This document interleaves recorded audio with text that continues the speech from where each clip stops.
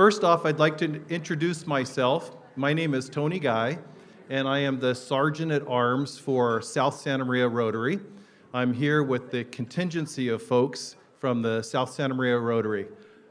It is a great pleasure to be here today. I wanted to share with you all a little story before I introduce our keynote speaker.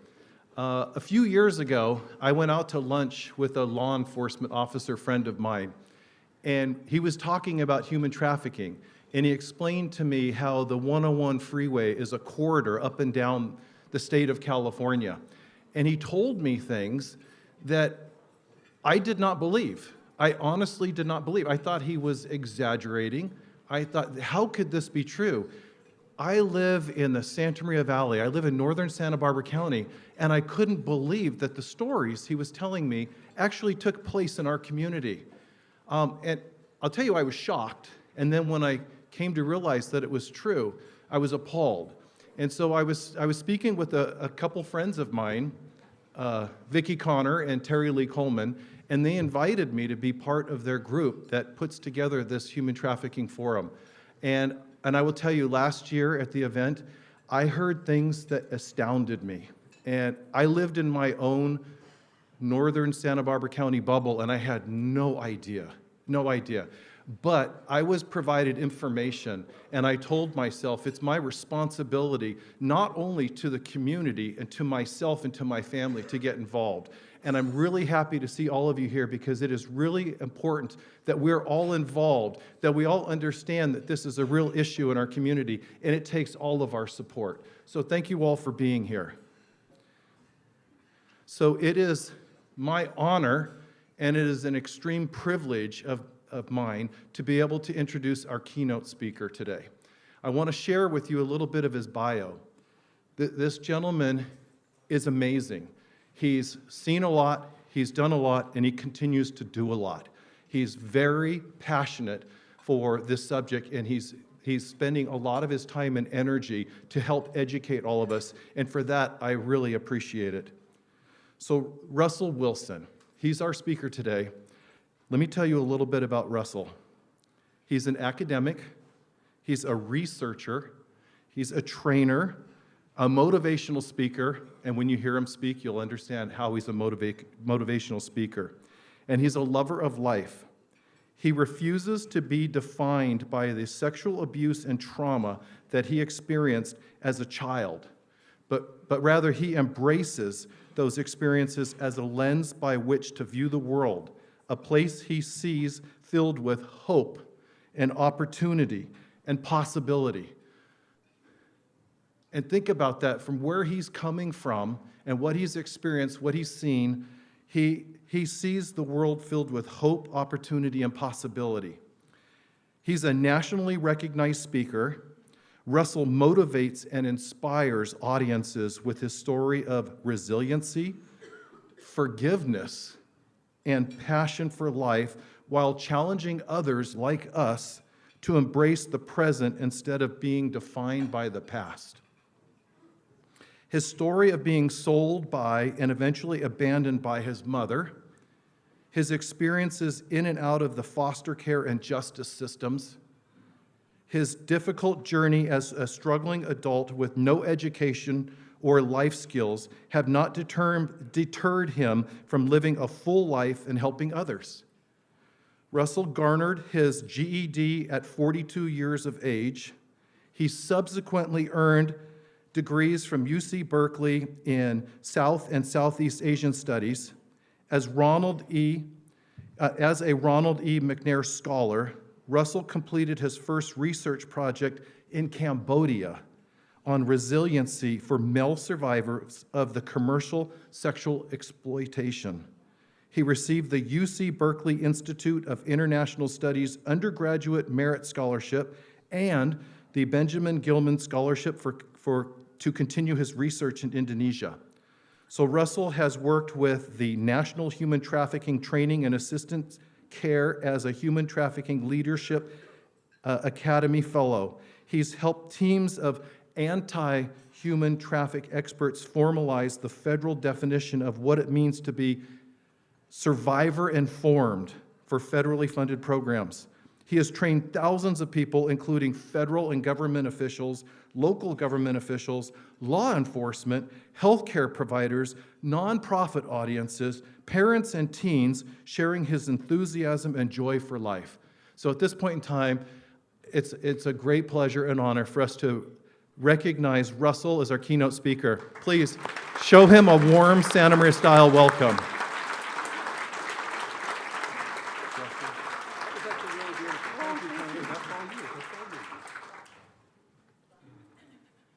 Thank you, Tony. Give me 1 second, because I have not memorized these slides. Thank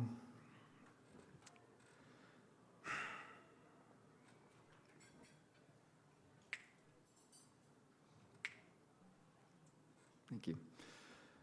First of all, I want to recognize and thank all my survivor brothers and sisters who are here. I'm with you, and I know you're with me, so thanks. It's important. I also want to recognize law enforcement here in particular. I think you have one of the more challenging roles in the work that we do. I know that one of the things that comes up in the trainings that I do with law enforcement is they feel like they're expected to be social workers, and they're not social workers. They're cops. Cops have a very narrow lane to operate in, and they do it magnificently every single day. So I just want to thank you.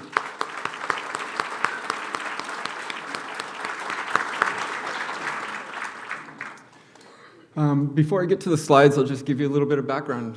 Tony did a great job introducing me kind of in a broad context. He mentioned that my mother sold me. My mother started to abuse me when I was about 5 years old. Sold me to the landlord, who then sold me to his pedophile friends.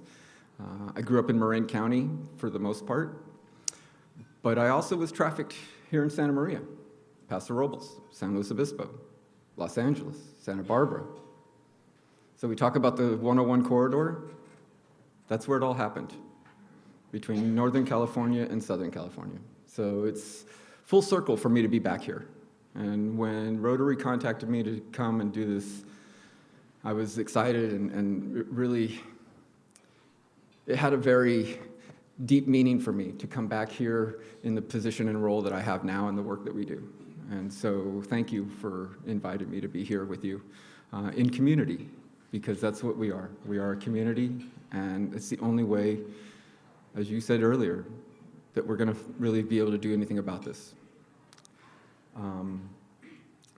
I then ended up in foster care. By the time I was 14, I had been in 35 different placements, group homes. I was trafficked out of a group home. I was then in juvenile hall for my entire high school period. Do I need to be closer? Can you all hear me? Yeah. They can hear me. So I'm very aware of system involvement and engagement, and the impact that that has. Whether a child's trafficked or not, if they are in the system, they are going through trauma, period. And they will have PTSD from that. So I think I want everyone to recognize that it doesn't, just because we're here to talk about human trafficking doesn't mean that kids that are in the system aren't deeply impacted by that system. And it's wonderful to be here today and see that there's a strong community in Santa Maria recognizing the victims. That's one thing, that's a common theme I've been hearing all morning long, is it's about the victims. And it's incredibly refreshing to see that. So thank you, Santa Maria, really. If you can't tell, I tend to have a shoot from the hip kind of just casual way of doing this. I don't memorize a script. I want to encourage you all to raise your hands, ask questions. You can even interrupt me and say, hey, what you just said there, I really want you to dig a little deeper into that, please. My job is to come here and talk to you and give you the information that you are seeking and that you need, not that I think you need. I don't know what you need until you ask me a question. So don't be shy. I mean, I know a lot of you might be too shy to ask, and that's fine, but Don't be afraid to ask me questions. I'm happy to answer them, and at the end of the day, this gives you what you really came here to hear and learn about. One of the areas that I specifically work in is raising awareness around men and boys who are trafficked. When I started doing this work, and the reason I started doing this work was about 10 years ago when I first started going to school in Berkeley. I went to a community panel that was set up for students to learn about human trafficking, and it was the first time I'd had any exposure to human trafficking conversation. At that time, I still didn't even know that I had been trafficked. I didn't know that I was a victim. I thought it was all my choice. I brought it all on me by my choices and my decisions. I didn't understand that Stockholm Syndrome is a real thing, that groomers take their time to turn you into what they want, not what you want. You know, and as John was saying, even if they are not acting like victims, they're victims. Even if they think that they're the ones with the agency and making the choice, they're not. And it's really important that we all recognize that, you know, and kind of take that shame that they carry with them off of their backs. As you see, I don't have a script that much other than a few slides and stuff, so I'm trying to think of things that I really want to say to you. There's so much. I could be here literally for 2 or 3 hours talking to you, and I know we don't have that much time. So,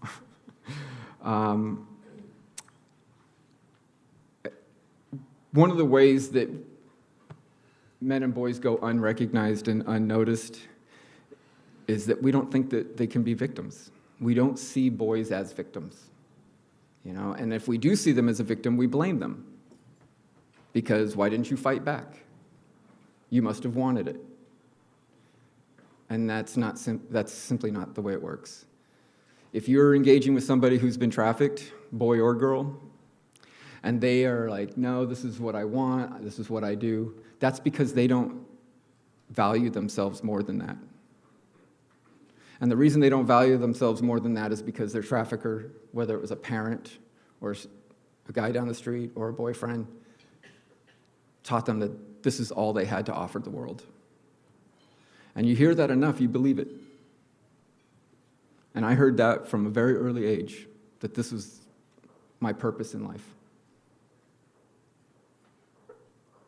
That was my purpose. Wasn't up here to inspire people. My purpose was to be sold, to commit crime. There are many different kinds of trafficking, and I've experienced most of them. I was familially trafficked, I was pimp trafficked, and then I was involved in survival sex on the streets.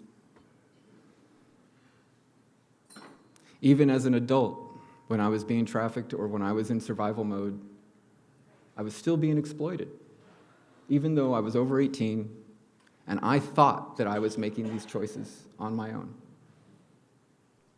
I didn't understand that choice had been taken away from me decades earlier. I didn't understand that I could offer the world more than just a body to satisfy a buyer. It took a long time. And for most boys who are trafficked, it takes us decades to address this and talk about it and share it and feel safe enough to do that if we ever get there. And if we do, it's late in life. We create a space for girls to commune when they've experienced sexual assault and rape. We don't create a space for boys to share that experience. And that's what we need to do. We need to address the fact that we don't create safe space for men and boys who have been exploited sexually. If there's any way to encourage your community to understand that and help create space specifically for boys who are being exploited, that would just make my heart so warm. So one of the things that I want to talk about are these social constructs that prevent us from seeing boys. Now, these 7 myths, were created by a gentleman by the name of Stephen Procopio. I wish I could take credit for it, but he has given me permission to use it. In fact, occasionally he's like, "You do a better job than I do," which was a huge compliment. So I will be reading. I know it's always kind of frustrating to see someone just read from a slide, but I'll read from the slide, and then I'll expand on that. And then if you have a question, raise your hand. So the 7 common myths around male exploitation is something that was socially constructed and imposed on us from a very early age. Exposing these myths is the first step to breaking the cycle of stigmatization of male sexual trauma and survivors of commercial sexual exploitation and labor trafficking. Now we can add forced criminality to that too. I didn't realize, even after I'd been doing this work, that forced criminality was another form of exploitation and labor trafficking. My pimp made me break into places. My pimp made me rob people. And if I felt bad for it, got the shit beat out of me. Sorry for my language, but the experiences we have come with very raw language. And that's just the harsh reality. First myth: real men aren't victims. Boys and men can be sexually exploited or victimized, and it has nothing to do with how masculine they are. Myth 2: an erection during sexual assault is not consent. It's purely a biological response that does not indicate consent or sexual pleasure. Nonetheless, this physical reaction leaves many men confused as to why their bodies reacted in this way, and ultimately serves as additional impediments to seeking help. I kind of pause here at this one because this is a really powerful myth. It's also a myth that traffickers and exploiters and abusers use to exploit boys. My own mother would say, "You enjoyed it. You wanted this. If you didn't, you wouldn't have gotten an erection." Traffickers say this to boys all the time. It convinces us that we invited this trauma into our lives willingly. It's one of the most insidious myths as far as controlling victims. Myth 3: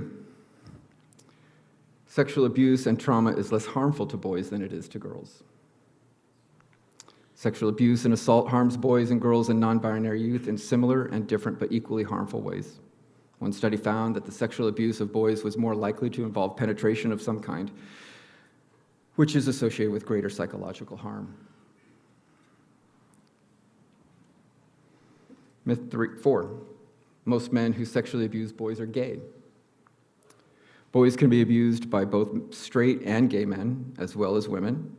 Sexual abuse is taking advantage of a child's vulnerability regardless of gender, sexual orientation. Some studies suggest that men who have sexually abused a boy most often identify as heterosexual and are often involved in adult heterosexual relationships at the time of the interaction. This one also resonates with me personally quite deeply. All, without question, all of the most violent rape experiences I experienced as a child came from men who claimed to be heterosexual. Every single one of them. I'm not going to excuse the fact that the gay community can be just as exploitive and exploit my vulnerabilities and took advantage of me as a child, but they never violently hurt me. And the only thing I can suggest is that they actually came to terms with their sexual orientation and they didn't have to establish their heterosexuality through violence. But that's where that comes from. Myth 5. Boys abused by males must have attracted the abuse because they are gay or become gay as a result. A boy's sexual orientation is neither the cause or result of sexual abuse. Abuse arises from the abusive person's failure to have healthy adult sexual relationships and his or her willingness to sexually abuse the victim. It has nothing to do with the sexual preference of the victim, therefore it cannot be a determinant of a person's natural sexual orientation. If raping a boy makes them gay, then I should be the gayest boy in this room, and I'm not. And it just goes to show, I'm going to digress here for a second. I want everyone to recognize that this happens to boys and girls of color predominantly more than white kids across the board. But the role that I play as a white, male, heterosexual survivor of this experience just goes to show you that it can happen to anybody. If it can happen to me, it certainly happens to every possible child out there living in poverty or not living in poverty. Like I said, I come from a middle-class family. Sexual abuse was normalized in my house. No one thought that it was wrong. I was taught that there was nothing wrong with adults having sex with children. It didn't even occur to me that it was inappropriate. What it had, though, was it had this perpetual, what I coin as the icky factor. There was just something icky about it. It just left me feeling small, insignificant, powerless. And at the end of the day, as this myth explains, is that this is a power dynamic. This is a more powerful person taking power, stealing power from children.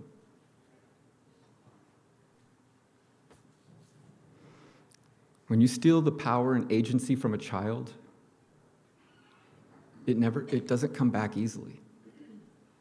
It stays with us for our entire lives.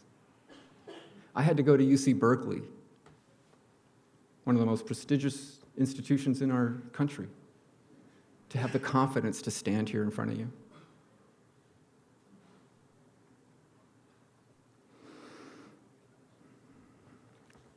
Myth 6. If a boy is abused by a female, he's lucky. If he doesn't feel that way, then there must be something wrong with him. Premature, coerced, or forceful sexual exploitation are never positive, regardless of the gender of the abuser. To be sexually objectified by a more powerful person, regardless of gender, can cause lasting harm. And we reinforce this message that there must be something wrong with the boy if he doesn't feel like he got lucky. By when we do find women who have abused a child, the consequences are frequently far less than they are for men who do it. And the message that sends to the victim is that you're overreacting, that you're making a big deal out of nothing. And we need to change that.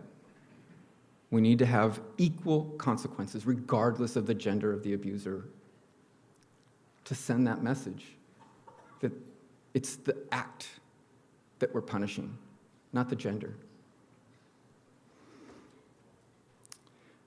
Myth 7. If boys are abused, they will continue the cycle of abuse with others. Most boys and men who are abused or assaulted will not go on to abuse or assault others. This myth can be especially dangerous because it can create tremendous fear. They may not only fear becoming an abuser themselves, but also that others will view them as potential abusers. This stigma further suppresses a person from seeking help with their trauma. I think the thing that I really want to talk about on this particular myth is that it's really easy to make this leap that abused boys grow up to be abusers, because we know research supports the vast majority, like 99.9% of all abusers, men or women, were abused as children. And so yes, I don't want to ignore the fact that children who were abused, that potential is there. But the most common outcome is that they hurt themselves. People hurt themselves because their power and agency was stolen from them. And so, for example, and I use the gender girls because it is most commonly found with girls, but boys do cut. Cutting, for those of you who are not familiar with that, is literally that, taking a knife or a razor blade and cutting their arms. That is a way of finding some agency, taking a little bit of power back in their life that was taken from them. So we can't shame children who are cutting themselves. Yeah, it's scary for those of us to see that. There's blood, there's knives and razor blades and things like that. I mean, it's scary. But if we shame it, they're going to hide it. So we can't shame it. We have to understand it, that this is a child desperately seeking agency and power that was stolen from them. And like I say, the most common response to abuse is to abuse yourself, not to abuse others. That being said, though, if we do not get programs out there to engage and work with these kids as soon as possible, that potential is there, that they can grow up to be abusers. And we need to help them not turn into that, for those who are most susceptible to going down that particular path. So we'll just go to the next slide real quick. It's just the title of the next section, but I just wanted, first of all, that's a really heavy and intense section, so I just want everybody here to just take a breath. You know, I'll take a breath because I need to after talking about that stuff. I know I share a lot of my own personal experience in that section, and so even for me, it's intense. It's intense to talk about it. I'm sure it's just as intense to hear about it. So let's just take a second here and know that I'm okay. I am. While we're taking Yeah. a second, how did you develop either the ability to be vulnerable or a desire to be vulnerable? I mean, with all the mess, everything you were subjected to. You know, What led you here?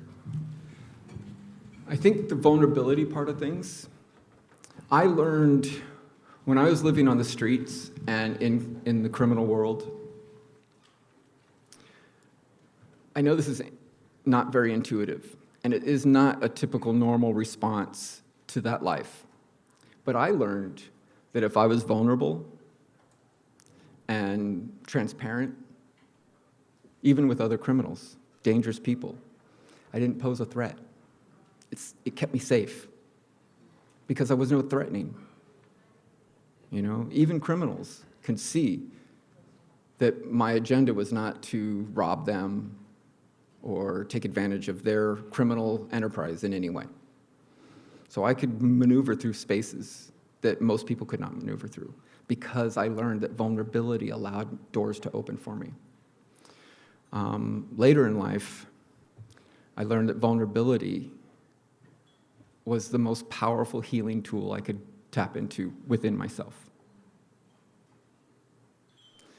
One of the things that I always like to remind when I think about it, remind my audiences, you all might be grateful that I'm here, and that makes me happy. Comes nowhere near how grateful I am that you are here. You are part of my healing. You provide a space for me to talk about my experience without the shame.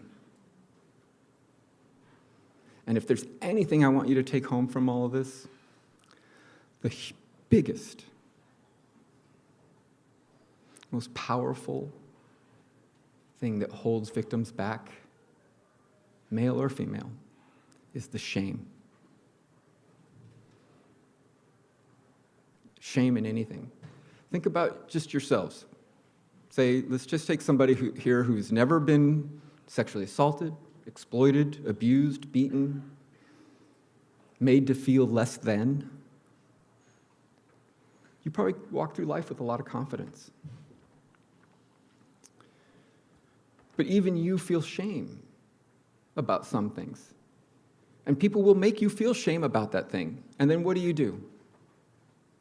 If you can't change that behavior, you hide it. If it's embarrassing because of the shame that somebody subjected you to, you're going to hide it even more. And it's going to feel so overwhelming that you could overcome that you don't even try. And so shame is a huge thing. John talked about, at the end of the day, this is about buyers. And I loved hearing that because when I first started this work 10 years ago, we were doing a lot of buyer schools and programs and stings.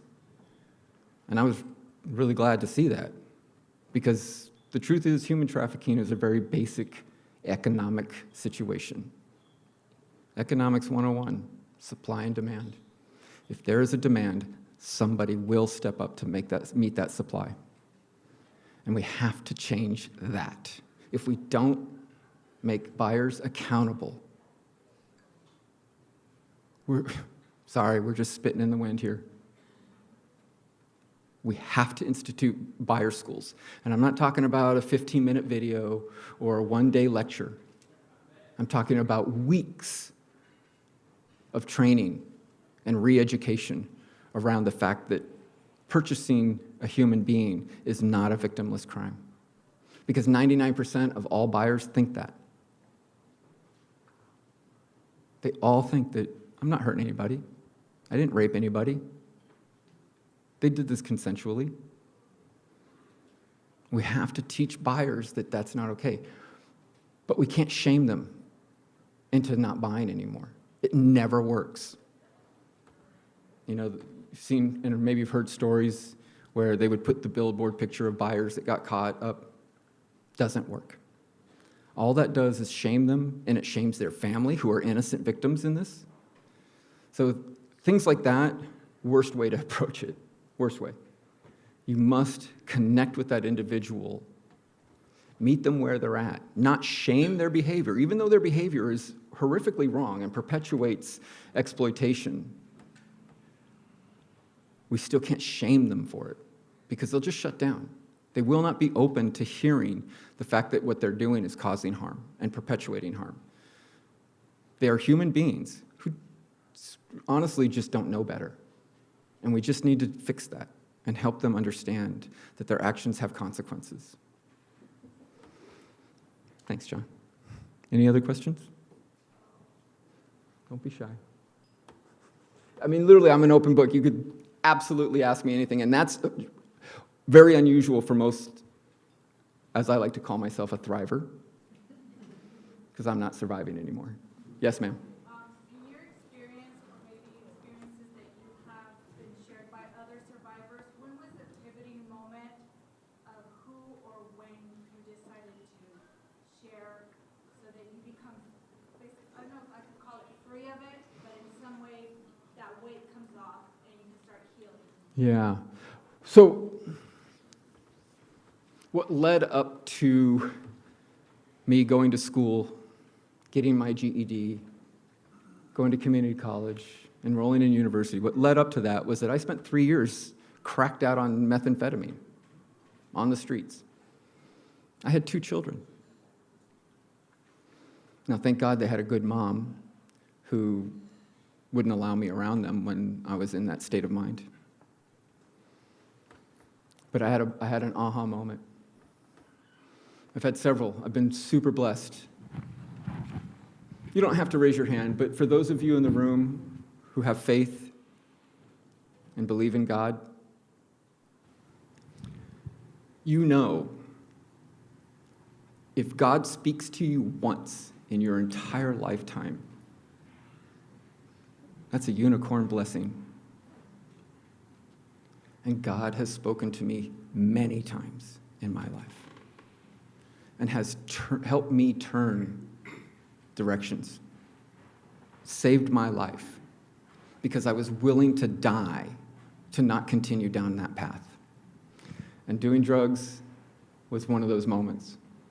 And I had a moment of clarity that God gave me. And I realized in that moment that I was going to lose the love and respect of my children.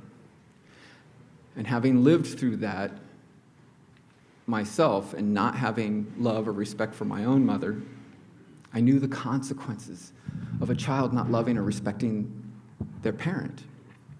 But the only reason a child wouldn't love or respect a child is because a parent doesn't respect the child first.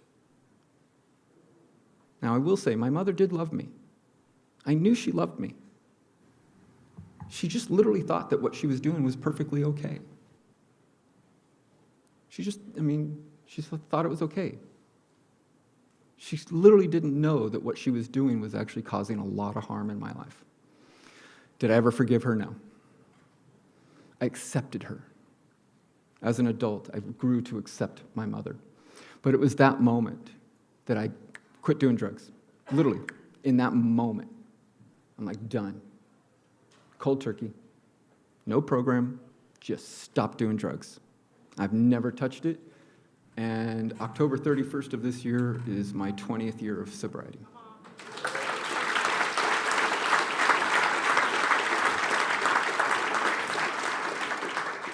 So my kids saved my life. And you're going to find that if you're working with survivors, they will not value themselves enough to do the work. You have to give them something that they find more important than themselves, like their children, because a lot of victims and a lot of survivors have kids. And when I realized that what I was doing was potentially putting my children in the same situation to go through what I went through, whew, that's all it took. I did not have to hear that twice. It still took me 10 years after getting clean to get to a point where my brain and my mind was clear enough that I could go to school. Yes, ma'am. Thank you, Russell, for sharing so lovingly. Two things. Firstly, what was your moment when you realized, oh, I'm a victim? You know? Mm-hmm. And then secondly, we seem to be aware that there are no programs. There are no programs that are specifically designed to serve this population for boys. Yeah. Are you able to speak into that a little bit? So there are a few programs around the country. Bob's House of Hope in Texas is one that I bring up because people ask me frequently. It is one that I've investigated and I've worked with, and I will support them. Just because someone has a program for boys and they come to me and they're like, hey, we have this program, doesn't mean I'm going to be like, that's a great program. Where do you think you're going? Hey, come here. So yeah, I don't endorse a program just because it serves boys. I got to look into it. Unfortunately, there are a lot of people with sometimes, sadly, not the best of intentions. And then there are those people that have the best of intentions, but they just don't know how to get it right. And sadly, even they cause harm. And so if you're interested in creating a program, whether it's for boys or girls, your motivation's important. It's truly important. But really your skills in understanding how to engage this audience and this population is really what's most critical. One of the questions that I do get asked is, what is the difference in vulnerabilities between boys and girls? You know, how was I more vulnerable to getting exploited than some girl that, you know, is out there being exploited? I'm not more vulnerable. She wasn't any more vulnerable than me. The vulnerabilities are consistently the same across the board. Do we all understand the vulnerabilities? Poverty, drugs, generational trauma, generational exploitation, gangs. There's a lot of vulnerabilities out there. It has nothing to do with gender. Where gender starts to play a role, and this is why you guys are so important in creating those programs specifically for boys, is post-trauma. How a heterosexual young man addresses being sexually abused is very different than the way a girl's going to do it. And it's very different than a young gay boy is going to do it. And we have to be very program specific when we're talking about post-trauma. Yes, ma'am. Outside of everything you shared, that experience with your mother, what are some ways that you feel adults failed you in your upbringing from the ages of 5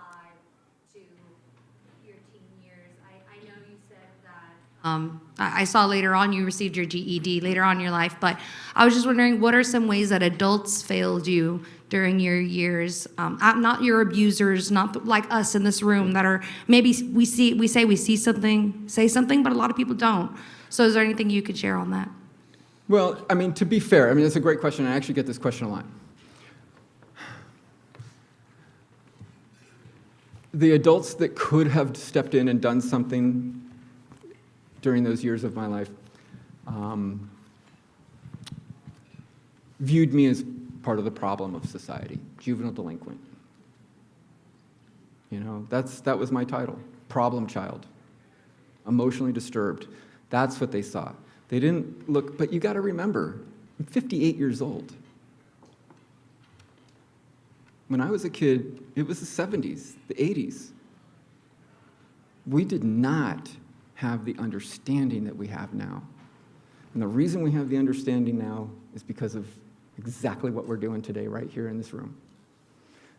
Things like this just didn't happen.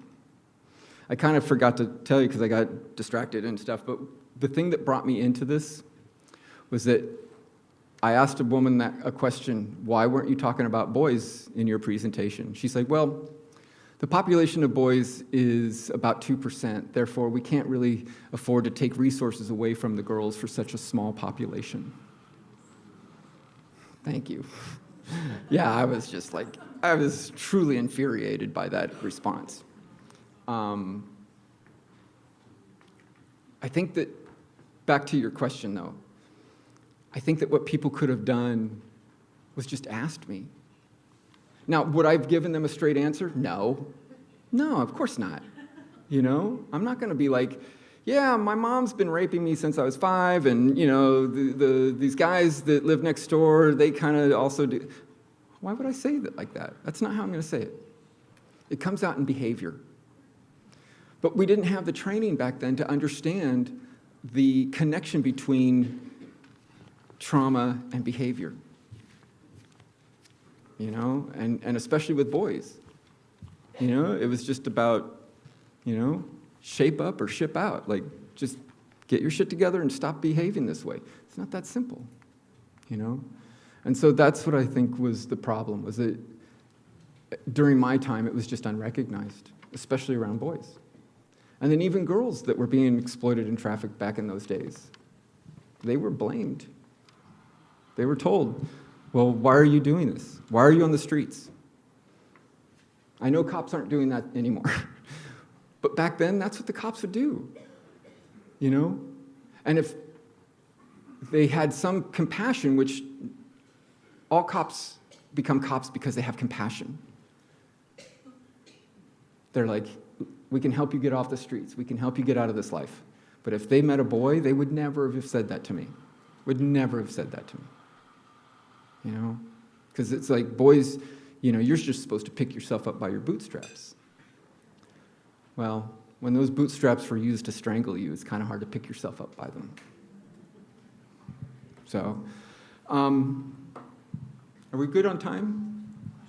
We have 5 minutes? Oh, God, this is good. I'm not even going to get to this next section. It's okay. I can wait. It's okay. You mind if I take a little bit more? I'll try. I'll get to you. Yeah, don't worry about it. Because I want to get to this. This is good. Yeah. I mean, they're great questions, but this next section is important to me. I developed this hierarchy of C-sex survival through my research in Indonesia, Cambodia, and the United States. And I know that seems kind of strange that I would do Southeast Asia and then America, because completely different cultures, completely different values, but that's what I wanted. I wanted to show the commonality between kids in third world countries who are being exploited and abused and trafficked. It's the same here. It's no different. The methods, the tactics, the impact, the cause, the trauma that those kids have to carry is the same, whether they're from Cambodia or Indonesia or Europe or America. It's irrelevant. So I did this research. I had to come up with a poster presentation, and like most students, I was procrastinating, and at the last minute, I was in a class learning for the first time about Maslow's hierarchy, and I had one of those eureka moments, And I realized that all of my research just fit within Maslow's hierarchy so well. So I will try to go quickly through this. Oh, wrong way. So, are you able to? I can't really see. There should be. Yep. Perfect. So on Maslow's, on the left side is Maslow's hierarchy. On the right side is my hierarchy. When kids hit the street for the first time, they absolutely go into survival mode, especially if they've never been there and they don't come from that world. And when I say survival mode, I mean literally cannibalism survival mode. That's the terror that they're carrying with them those first few days on the streets. They're confused, they're not just scared, they're terrified what could happen to them. And the things that they have to navigate, violence and rape, stealing, normalizing all of these things, like that's just the world of living on the streets. We'll go to the next slide. What happens very quickly, and this is a biological thing, humans normalize survival mode. If you're in survival mode for any length of time, you have to normalize it, or you'll go crazy. I mean, you literally will go crazy. You have to normalize it in order to be able to process all of the violence and all of the risks that come with life on the streets. And the sad thing is that when you normalize survival mode, any way to survive is on the table, right? Morals and ethics, forget it. As law enforcement, you all know when you work with kids and people who are in that world, morals and ethics are the first thing that'll get you killed. You just simply can't afford to have them. Again, I will try to quickly go through this. So the next stage in the pyramid is, for Maslow, the loving and belonging space. Well, when someone is in a loving and belonging space, they can heal from trauma. Every single person in this room has experienced trauma.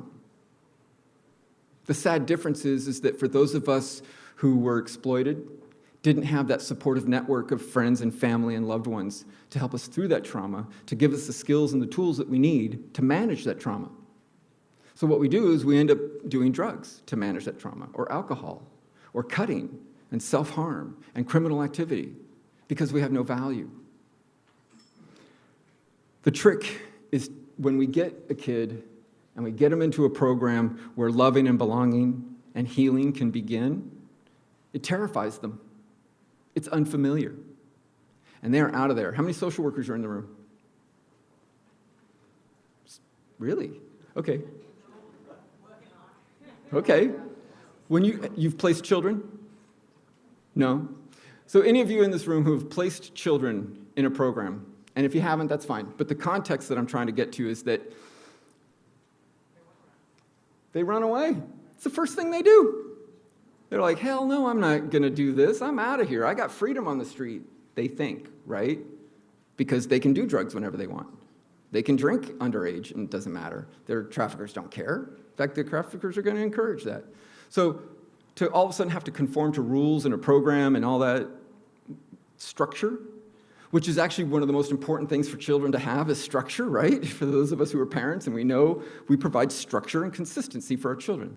That gives them a sense of safety. Kids on the streets clearly don't have that. So when you try to put them into a place where there's control and structure and stability, it terrifies them. The other thing about that is that most of us who are working with these kids and try to get them in these programs come at them very much the same way that their trafficker came at them. Oh, you need a place to stay, you need food, you need clothing. I can give you all that. Well, that's what these programs say. I can give you shelter, and I can give you food, and I can give you clothing and stability. And then the next thing you know, their trafficker is exploiting them. So the familiarity of that process should not go unrecognized. And that's why these kids are just like, hell no. I've been through this before. This is familiar. I don't want to hear this. So they tend to run. But what happens is that now they've got this in their mind, like, oh, this great space, I can go there. I'm going to go longer, you know that. They leave for, let's say they leave for a few weeks. But you know, trust me, for those of us who've lived on the streets, after a few weeks on the streets, you're tired, probably filthy, dirty, exhausted, and you just want to break. You know, and we get kids who do shoplift on purpose to get caught so that they can just get off the streets for a few days. So if they know these programs are available, they'll go back, and they'll stay for maybe 2 or 3 days instead of 10 minutes. But they'll run. But they won't be gone for weeks. They'll be gone for days. They'll be like, place wasn't so bad, you know. Once they start to, again, normalize that healing space, then actually the real work starts. Once they can feel safe enough to be there and stay there and stick out the program, the healing really, that's when it really starts. We'll go to the next slide. As they normalize this healing process, and by the way, that healing process never stops. It is constant through the rest of the pyramid. Self-esteem starts to develop, as Maslow puts it, how important self-esteem is in our lives as individuals. For me, that was a real point of realization. I recognized that in all of the people that I interviewed, that they finally got to a place when they were really well into their healing process that they started to believe in themselves. They believed in a future. They believed that, oh, maybe I can have goals, because guess what? I'm probably going to wake up tomorrow. What am I going to do with that tomorrow? When we're on the streets, there's no tomorrow. You are living for the moment. So if you could literally die, why wouldn't you do drugs? I mean, if we all got told the world's going to end tomorrow morning, we would all get up and get the hell out of here and go hang out with our friends and our family and maybe get drunk. Even if we never drank before. Because the world's going to end, so what do we care? Not going to turn into an alcoholic, you know? So that's the mentality that you're dealing with. As self-esteem becomes normalized, we'll go to the last slide here. As Maslow puts it, self-actualization, thriving, self-empowerment, not just an understanding of your value, but a powerful belief in your value to the world that you live in, to the people in your life, to yourself. That's when you know someone's thriving. If anybody wants this, I have a handout with all of this kind of on one page. I'm happy to share it with you. Vicki, if I can email it to you, Terry, I'll email it to both you guys, and then you can disseminate that. And I'll just go to the last thing, or a couple things here. Moral and ethical fortitude. We can lean into that now. I have morals and ethics that I will not compromise for anybody. I didn't have that as a kid. And finally, and again, like I say, I'm skipping through things. This is normally about a 90-minute training just on the pyramid alone. And it astounded me, because even when I was doing this research, I wasn't quite there yet. I think someone asked me about my victimization. I was a student at Berkeley doing really well before I even was like, holy shit, I was a victim. That was really a powerful moment. But ultimately, I needed more. I needed to contribute, because I was always seen as somebody who didn't contribute to society in a positive and healthy way. I was actually told I was part of the problem of why society is degrading and falling apart and going to hell. How do you think that makes a kid feel? How do you think that makes their value in this world feel? And when you know, when you've done the work and you have value, you want to share that. Like I said, I'm here, I'm here for you, but you're more for doing this more for me right now. This is the greatest feeling in the world, to be up here, to be acknowledged for the hard work that it took for me to get here, to be appreciated, all the things that I never felt as a kid. So thank you. Thank you very much.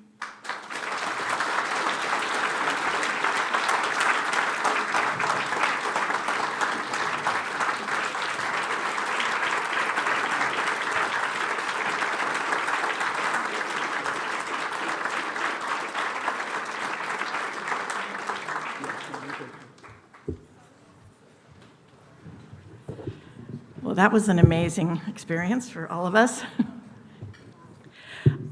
We have to thank Russell very, very much for that presentation. I think you could have heard a pin drop in the room when he was speaking. It was so powerful. So we really appreciate you coming, Russell, and your showing us your vulnerability and also your power.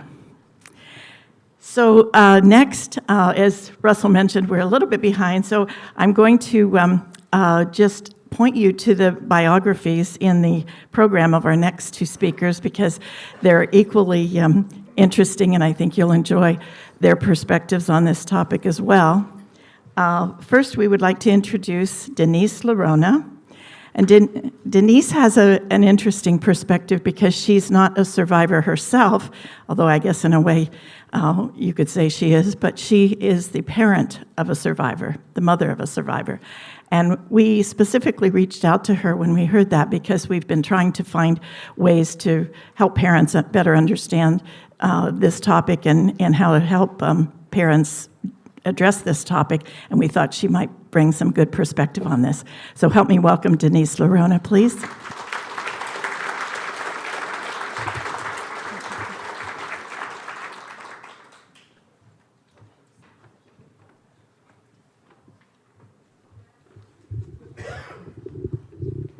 Thank you. Yep, okay, got it. Well, my name's Denise, and I'm really thankful to be here today. And unlike Russell, who is seasoned in this, I'm not, so I'm going to do a little reading of what I wrote about my story. So, good afternoon, my name is Denise. My daughter, Jasmine, was taken by sex traffickers March 26th of 2024. I'm here today to narrate the events of my daughter's experience and to provide the details about our journey. And I'm hoping to bring an awareness to everyone here today. And I'm also so grateful for this opportunity.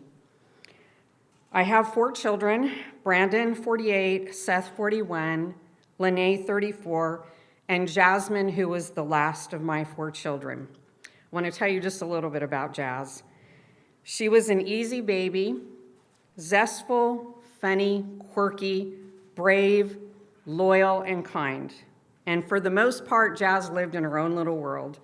She was always fine being alone as opposed to being in a crowd. She did fairly well in school, but didn't like it very much, and would often call her dad or myself to come pick her up in the middle of the day, for lunch typically. She was raised in an upper middle class neighborhood. Her father and I were both business owners, and we modified our schedules to fit our children. Jasmine was always funny and marched to the beat of her own drum. On one occasion, we were flying out to the Caribbean. She was probably about 8 or 9 years old. The stewardess asked over the intercom if anyone would like a cocktail.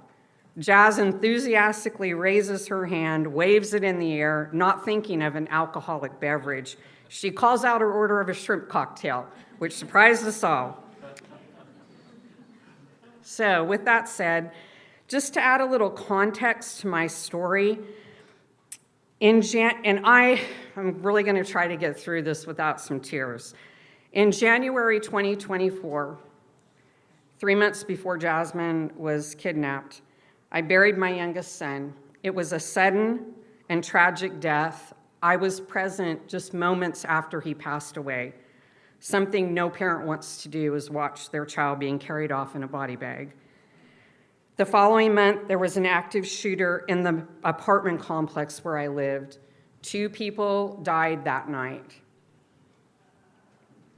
A few months later, my oldest son nearly lost his life.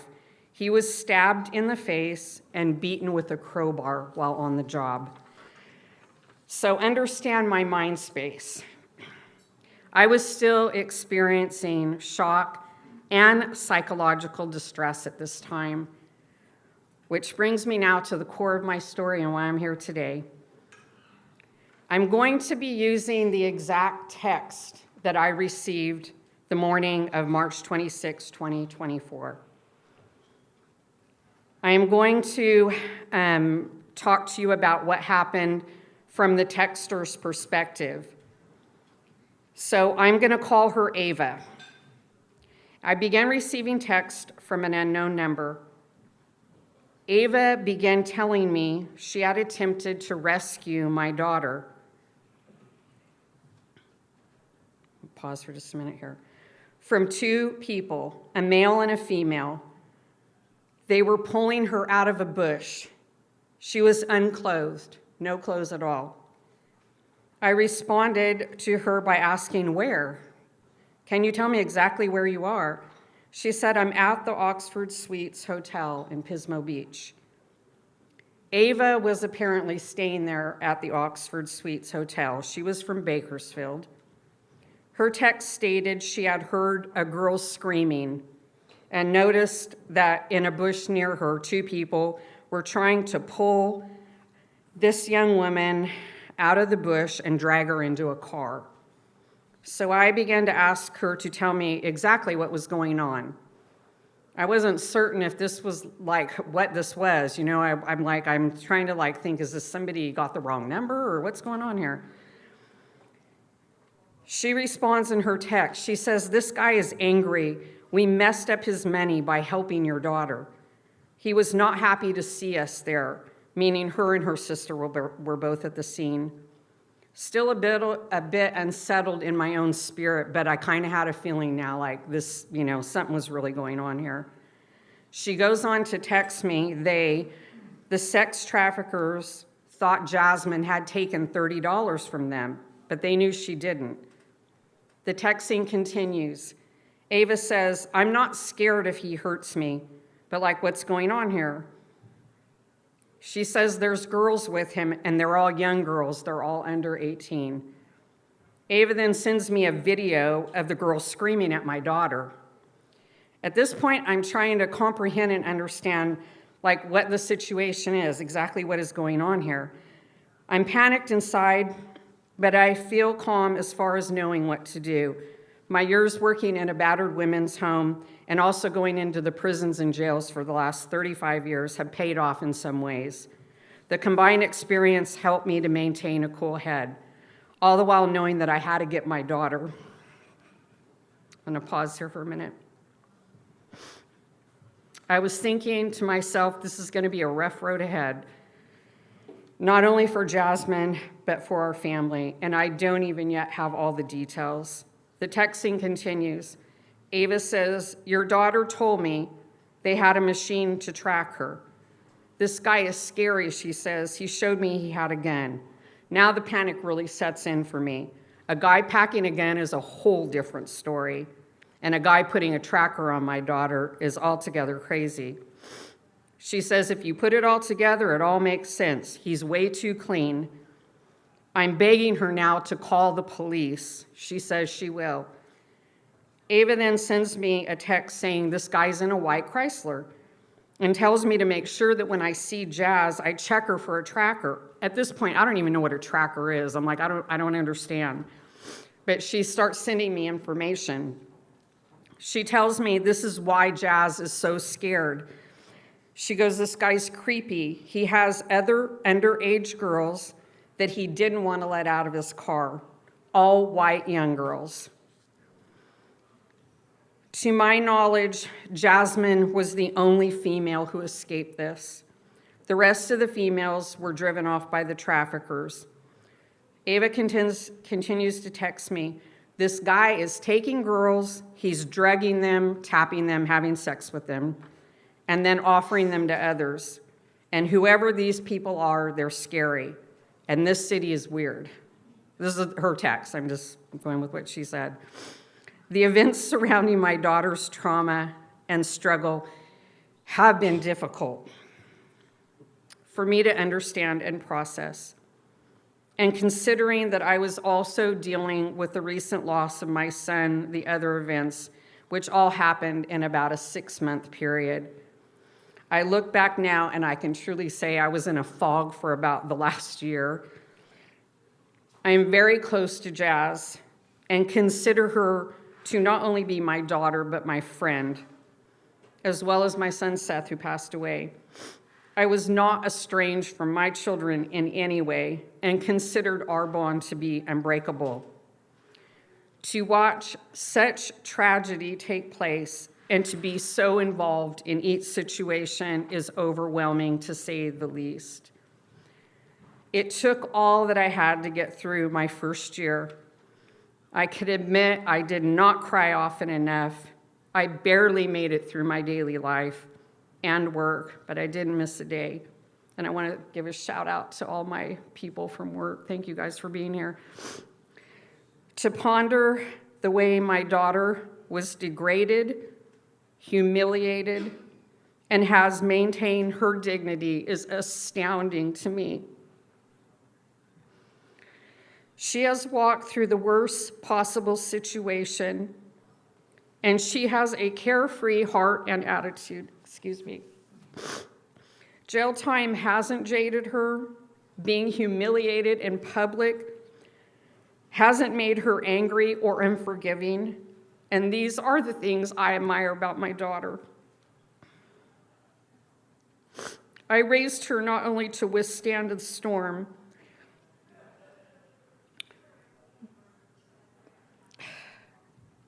but to pray through it. And she just told me a few months ago, Mom, the storm doesn't define who we are. It reveals who we are. Now think about that.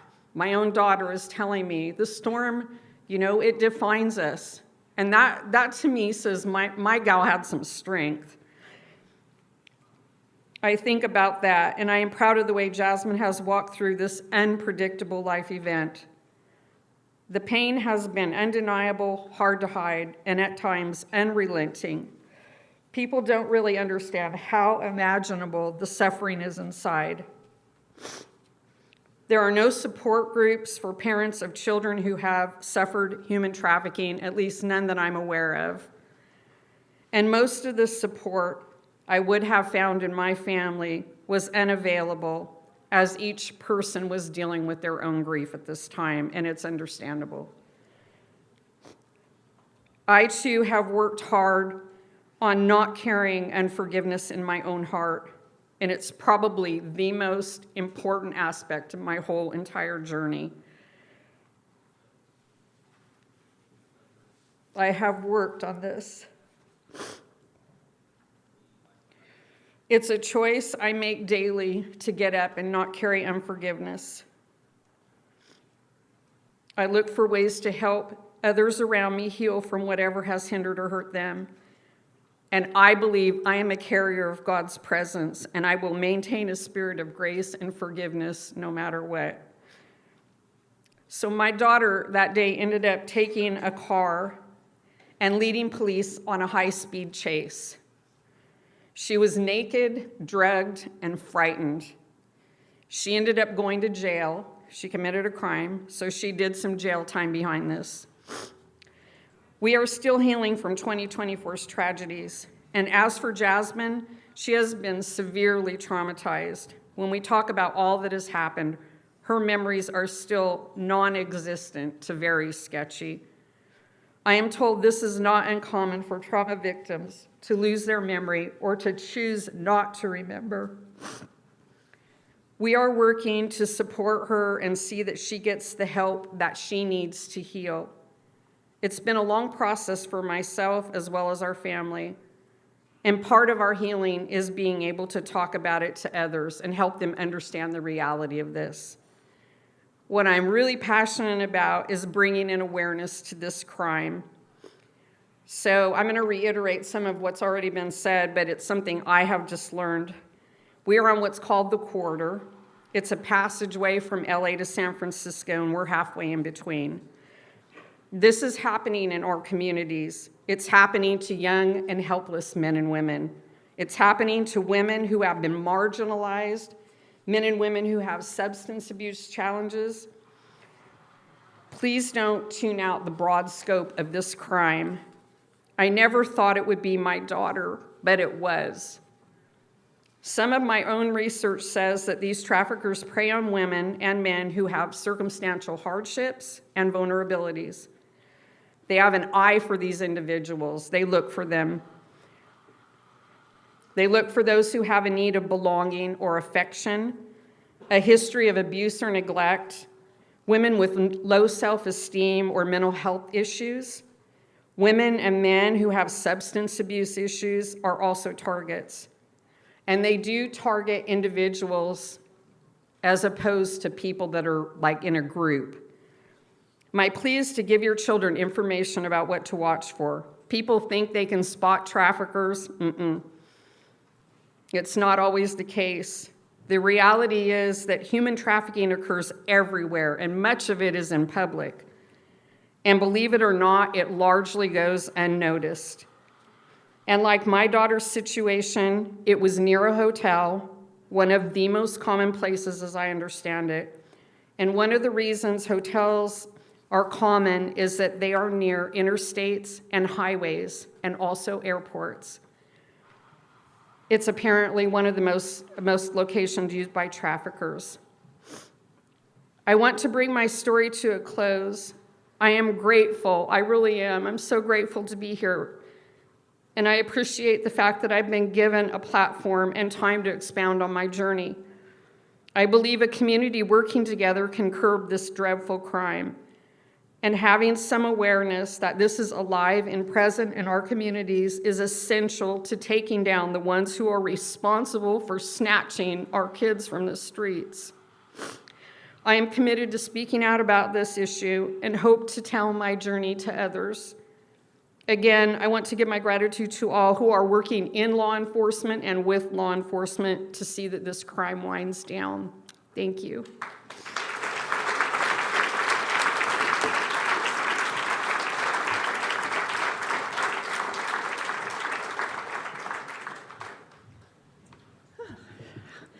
This gets harder and harder, huh? Next, we would like to share with you the stories of someone that some of you saw at our forum a few years ago. Her name is Aliyah Azariah, and she is a survivor and director of the Safe House Project. And Aliyah, where are you? There you are. Yeah, thanks so much. Okay, I'm gonna try and be contained to this little area. I'm like a walker, so this is gonna be tough for me. But yeah, my name is Aliyah Azariah. I'm so glad to be back. I was here 2 years ago and had the chance to speak and share a little bit, and a lot has happened in the last 2 years, even just in my involvement in the city and with our youth here. So excited to get to talk a little bit more about that. But a little bit just about me and the work that I do is I'm the director of collective impact for an organization called Safe House Project. We're a national anti-trafficking organization that serves, we served like almost 2,600 survivors last year, so we serve a lot of survivors through placement into places of healing. We do law enforcement trainings. I've got to be a chance to be a big part of that law enforcement training that Maria put on for our CHP officers, and I have a contract with Santa Barbara Probation. I'm part of the action leadership team for the CSECI response that Jeff is putting on, and get to do a lot of great things in our county and just in the Central Coast in general and all over California, including being a former member of California CSEC Action Team Survivor Advisory Board. I'm a member of the Ventura County Human Trafficking Task Force and all sorts of other really great things that I love to do. I like to stay busy. So that's kind of who I am now. But before I was who I am now, I was this kid. And I like to show this picture because this was the year that my trafficking started. And I think it's really easy to see in this picture how young I was. I started being exploited through survival sex when I was about 12 years old. because I would run away. I had a lot of trauma prior to ever being trafficked. I'm born and raised in Pierpont, in Ventura. At the time, it was like not the best area to be from, a lot of gang involvement, a lot of biker involvement, and my family was not unscathed from that lifestyle. Both my mom and the dad who raised me are both survivors of trafficking, and my biological father was my mom's trafficker. And so I came from a home where, although like my parents didn't ever abuse me because of their trauma, they didn't know how to keep me safe from it either, and they had never experienced any healing of it. You know, it's beautiful to see like people like Russell who have that experience, because a lot of my trauma came from the fact that my dad who raised me had never dealt with his trafficking experience and still hasn't, and is, you know, in his late 50s and is like, I can't even call him because he thinks I'm the FBI, or he thinks I'm like something. He has never dealt with his trauma. And my mom's own trafficking experience was what shaped my understanding of the world. I grew up with a big picture of my mom from a hustler centerfold laying above her bed, and I thought that these kinds of things were normal. And that was how I grew up, and it was also why I got removed from my parents early on. My parents absolutely did the best job that they possibly could, and they didn't have the tools to do a very good job at all. But it was what they had. And so I was placed with my grandparents from a very young age, and still had access to mostly my mom, which unfortunately meant that the people that she had in her life had access to me, which led to a lot of sexual abuse and trauma that she just didn't know how to keep me safe from, because she was experiencing the same thing from those same people. And so while she wasn't intentionally complicit in it, she also was not intentionally keeping me safe from those things either. So when I got to be about this age, I say that I felt like a shaken up soda can. Like I had all of this inside me that I didn't have words to process, I didn't have support to go through, and it was just looking for some way to release. And so I started running away. And it was the release I had been looking for. And I loved Russell's hierarchy of CSEC, because I ran away for the first time and found that it actually helped. It actually helped me feel better, but I couldn't keep myself safe on the street either. And so I needed allies. And for me, that meant getting on the $2 Vista bus from Ventura up to State Street in Santa Barbara, where there were a lot of homeless youth, and finding allies, finding people that I thought would keep me safe, but safety on the street comes at a cost. And so I learned from them that the way that we got our needs met, the way that we got food, the way that we got Taco Bell, the way that we got a hotel room if we were lucky for the night, or the way that we got alcohol was through trading sex. And so I was 12 when we started doing this. I was in 7th grade, and I had braces. And I had braces on my teeth until I was 18, because I couldn't stay in one place long enough for somebody to like take care of my dental health and the things that I had gotten into there to take care of myself. But as I got a little bit older, I started becoming more and more resourceful. As much as my mom had taught me some really bad things about the world and how it worked, she had also taught me how to survive through watching her. And I learned that women could get what they needed through men. And this was the dawn of social media. And I made a MySpace and would send out messages to tens of people when I would plan to run away, to see who would respond and who was willing to come pick me up and give me a place to stay. And that was my way of doing some kind of harm reduction. That was my way of trying to figure out, like, maybe I can talk to this person before I run away. I can see, like, are they safer than maybe this person who I met on the street that kept me in a garage for 3 days? Or these other really terrible situations that I got into when I was just meeting somebody who promised to take care of me. And I started doing that, and when I was about 13, through doing that, I sent a message to somebody who had a history of trafficking young girls in Santa Barbara. And he came down and got me. And he spent a lot of time with me trying to show me that I was special, to show me that he was going to be different than these other people that I had been trading sex for a place to stay with, that he actually cared about me. And so when he trafficked me for the first time out of the Sandyland Motel in Carpinteria, I thought, this is different. I thought this is safer than what I had experienced. And that's what a lot of the youth that I still work with feel. They feel that the experience that they're having with their trafficker is safer than the experience they were having in the group home, or safer than the experience that they were having at home. And the hard reality that sometimes we don't want to talk about is that sometimes it is. Sometimes it is safer than the last place they were. That doesn't make it the best option for them, but it makes sense why these bonds happen and why it becomes difficult to ask them to trust someone else when they've already found the safest place they've found thus far in their lives. Can we go to the next slide? You should all be familiar with this now. Oh. The colors didn't come through, it's inverted, weird. But this is the beautiful Maslow's hierarchy of needs. And I love to look at it when I think of like, why did my exploitation stay for so long? Why did it continue for so long? Why was I vulnerable to begin with? Because for me, my exploitation didn't end at an early age. I was exploited from 12 into 27.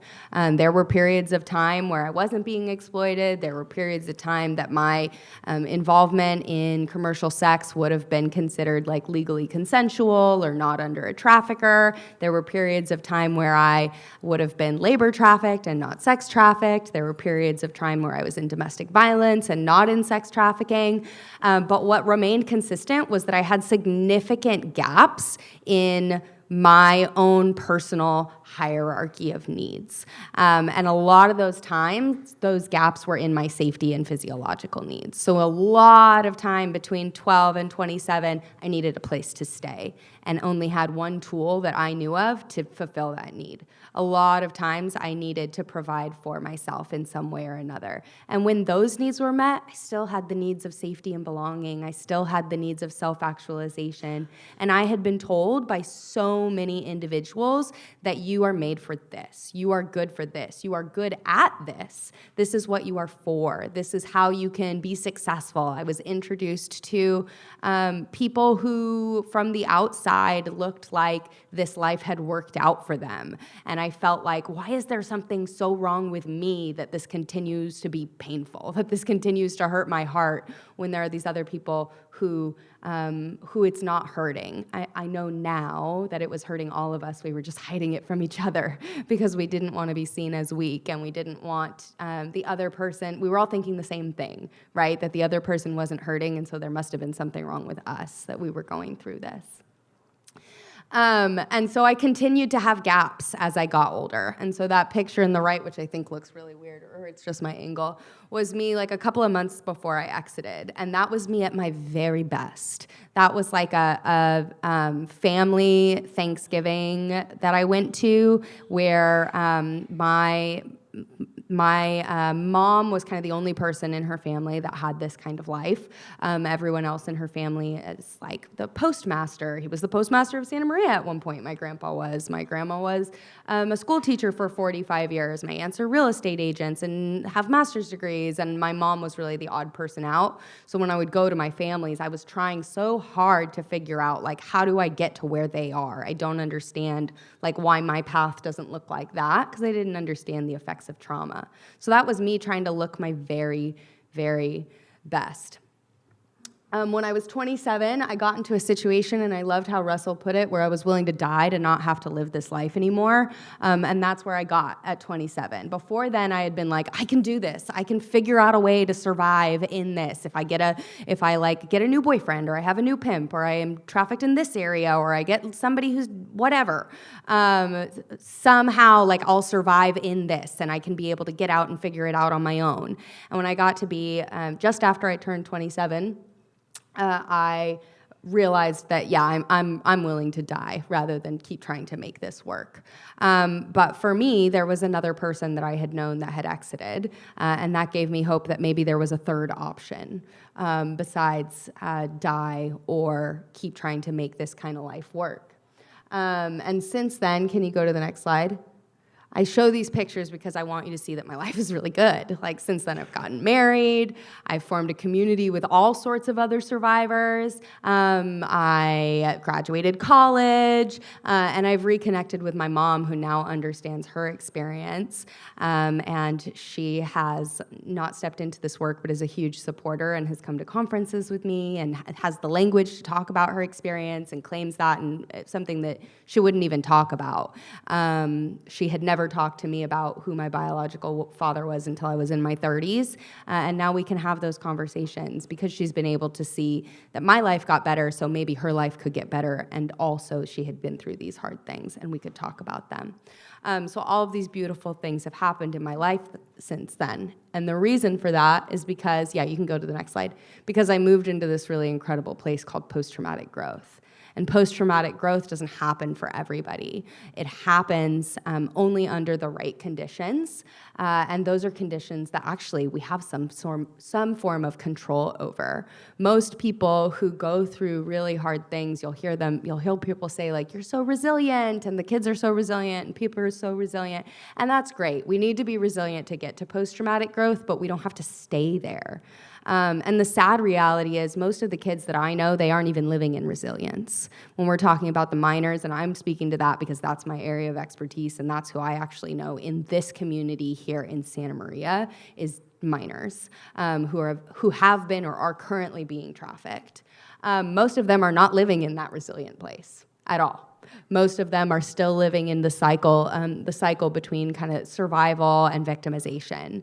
And we haven't even been able to get them to this place of resilience. But we know it's possible because I exist. We know it's possible because Russell exists. We know it's possible because we are not alone in this. We are a community of, even just in California, 100 incredible survivor leaders that are in this work. So we know that it's possible to create those conditions to where our youth, which many of you likely know, and this is a small community. Like, this is a small community. You all likely know a youth, and it's why you're here, or a young person, or an adult, or family member who was impacted by this, or you think might have been impacted by this. And we, as the community, can build the infrastructure to help get people to this place of post-traumatic growth. But it doesn't just happen because the trafficking stopped. That's not what creates the conditions for post-traumatic growth. It doesn't just happen because we identified them and know that it happened to them. It happened because we built an entire community and ecosystem around them that gives them these 5 things. Next slide. See, I need to see my slides. It gives them... I'm taking this. Okay, there we go, I'm free. It gives them these 5 things: stability, consistency, future pathways, belonging, and opportunity. Stability, likely if you have been exploited, you've lacked this in your life. Consistency, I think that's one thing that I lacked, was consistency from the people around me, right? Future pathways, that guidance into adulthood and into just a new life in general. For many of us that were exploited, it was really normal. It was who was around us. There was no future pathway besides suicide, overdose, or being old in the life, which was not something that if you were in the life, something you knew that was not a good option for you. There were no future pathways to that. Opportunity, education, job skills, something other than incarceration, something other than addiction. Things that thought like, oh, that's a life I actually want. That's a life that is worth taking the risk and taking the chance that maybe everything I've been told by my trafficker, by the grooming I experienced before, maybe all of those things were a lie and it's worth risking it. And belonging.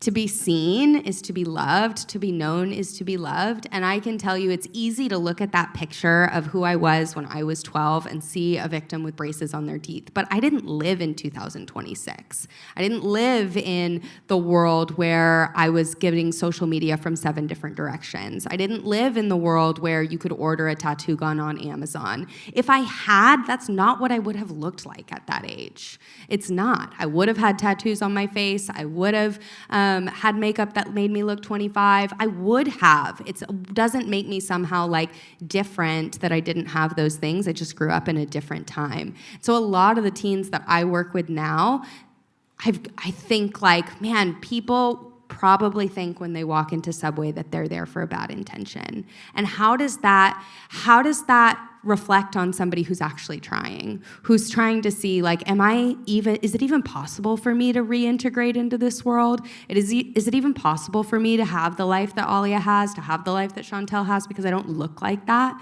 because my own community sees me as the problem because of the way that I look and I present and the things that I've had to do to survive. And that's where we come in to build these other opportunities for them, both on the front end, before they're trafficked, and after. How are we creating things like sports equity within our communities that allows kids who don't have the resources, that don't have the transportation to get to sport practices, to do something that's building their self-esteem?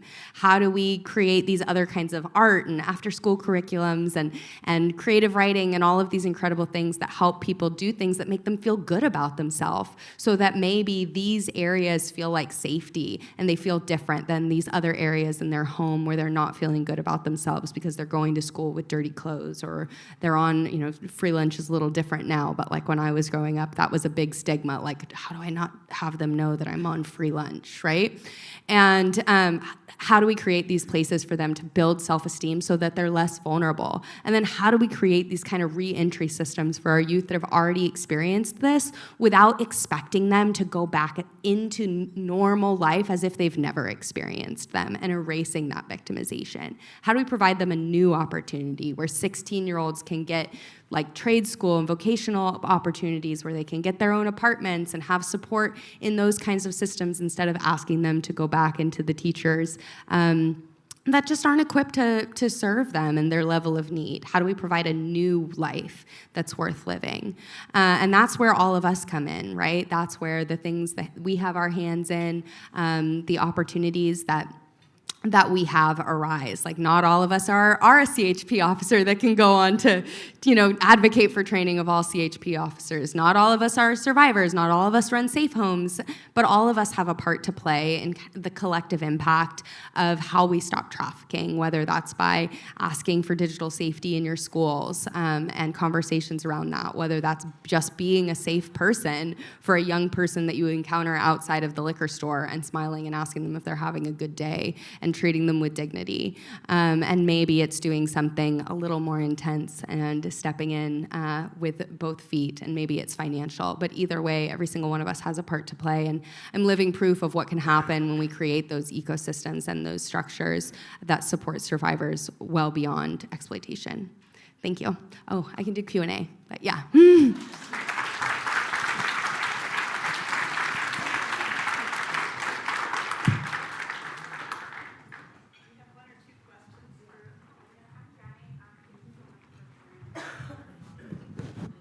We can't hear you. Just a minute.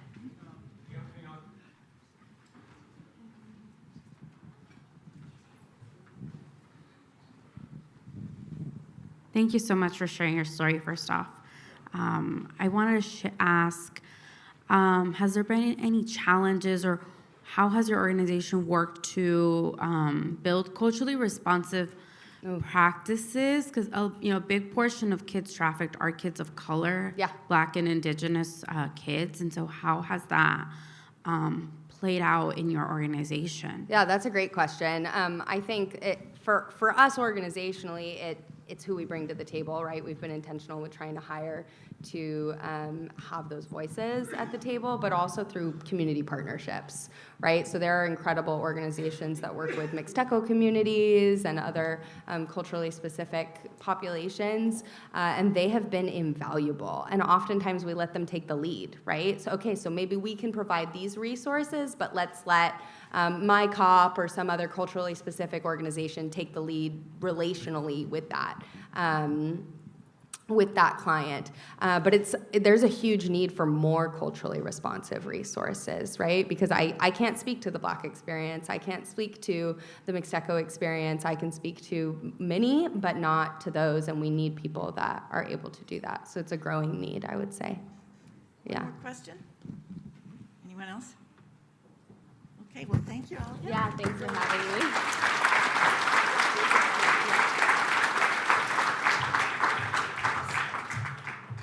Okay. Could we have our panelists come up and join us at the table up here, please.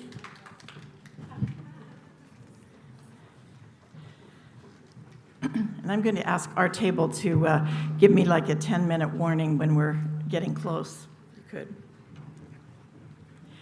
So, I heard you. So this morning or this afternoon, we're very lucky to have with us several support system representatives, and I think we've all heard now how important the support for, am I too close? How important the support for victims and survivors is, and we know there are dozens of organizations out there that try to help victims and survivors. We only have time for a few of them to participate today, but we'd like to welcome them and get a little bit of an insight of what they do, how they do it, who they serve, and then what some of the expectations are for expansion of their services or what they would like to do in the future. So I'm going to let you each introduce yourselves and your organization. Their titles are in the program, but we want to give them a chance to share a little bit about their organization and their role in that organization. Do you want to start, Ann? Well, no, I don't want to start, but I'm going to stand up because I want to make sure that I think I'm the shortest one up here, so hey, don't tell me what the good time. Good afternoon, everyone. My name is Ann McCarty, and I'm the Executive Director for the North County Rape Crisis and Child Protection Center. The center has been in operation since 1974, providing services in mid and northern Santa Barbara County. When you think about our agency, you can think about, we have two main purposes. First, direct services. That's where we're actually providing support and advocacy services to survivors of sexual assault, child abuse, and human trafficking. And then the other side of our house is our educational programs, which are equally as important. Prevention is, has been mentioned here today. Prevention work is important. If we're ever going to stem the tide of what's happening in our communities, we've got to have vibrant, sustainable educational programs, starting with the youngest to the oldest. Human trafficking has no boundaries. We know that. It can affect anyone, and we've borne witness to that today. You know, I think back to early in my career. I've been around for a little while.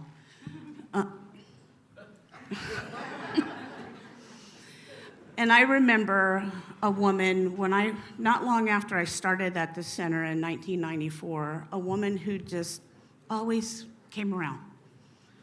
She was a victim, a lot. We didn't name it human trafficking back then. We didn't actually start using those words until the district attorney's office stood up the program in 2013. But I'm so glad that we finally came to the table as a collaborative group so that we could start moving the needle in the right direction. And I believe over the last, I don't do public math very well, but 10 or so years, that we've done a better job. But we have a lot of work still to do in our community. But I encourage you, and as Russell said, seeing everyone in this room gives me great hope as an educator. And it gives me great hope for our community, because the more people that are assisting us and learning, that education is spread out into the community even more. But we need more people to help us do this work. Awesome, Anne. Well, my name's Sally Cook, one of the co-founders of Hope Refuge, which is now Olive Crest Hope Refuge. And we are a residential treatment program here in Santa Barbara that works with 12 to 18-year-olds So we are the aftercare that they're getting when they come out of the life, or the aim is to get them out of the life through this program. Some of you may be familiar or not familiar, but one of the biggest issues we have in the nation is we have so few beds with a program specifically designed to address the level of trauma that you're hearing from Alia and Russell and others. And so I think it was like 528, the missing trafficking hotline picked up. It was 511 back in 2015, so we haven't done a very good job since. And that's because it's not easy. It's not easy work. And so our girls stay with us for about 8 to 10 months, but they can stay as long as they need. It's very heavy in the mental health, individual therapeutic counseling. They've got a psychologist. We have rehab and behavior specialists who wrap around them. We have a school on site. 75% of those who are eligible to graduate high school are now doing so. So it's giving them an opportunity to change and rewire. They don't have phones. They're only on computers, which are heavily monitored through their school, and it's allowing them to detox. The big advantage of our program, you're very welcome to sign up to do a tour, but we are very remote. It's the upside, it's the downside. And so you heard from Russell, you've heard from Alia, running. Running is a safety mechanism when they're happy, when they're sad. And so it's pretty hard to run from where we're at. They're very resourceful, and we have had several who've successfully made it. They'll, fake an emergency or something and run from the hospital. But it gives them, for the first month, they don't go off, and they have this time to bond. They have this time to connect with staff and other kids, and that just gives them that sense of safety so that, okay, well, maybe I might just stick this out, and then they bond very closely with their therapists and so on. And so we've served about 90 girls to date, upward of that. So that's who we are, and I'll be speaking a little bit into that today.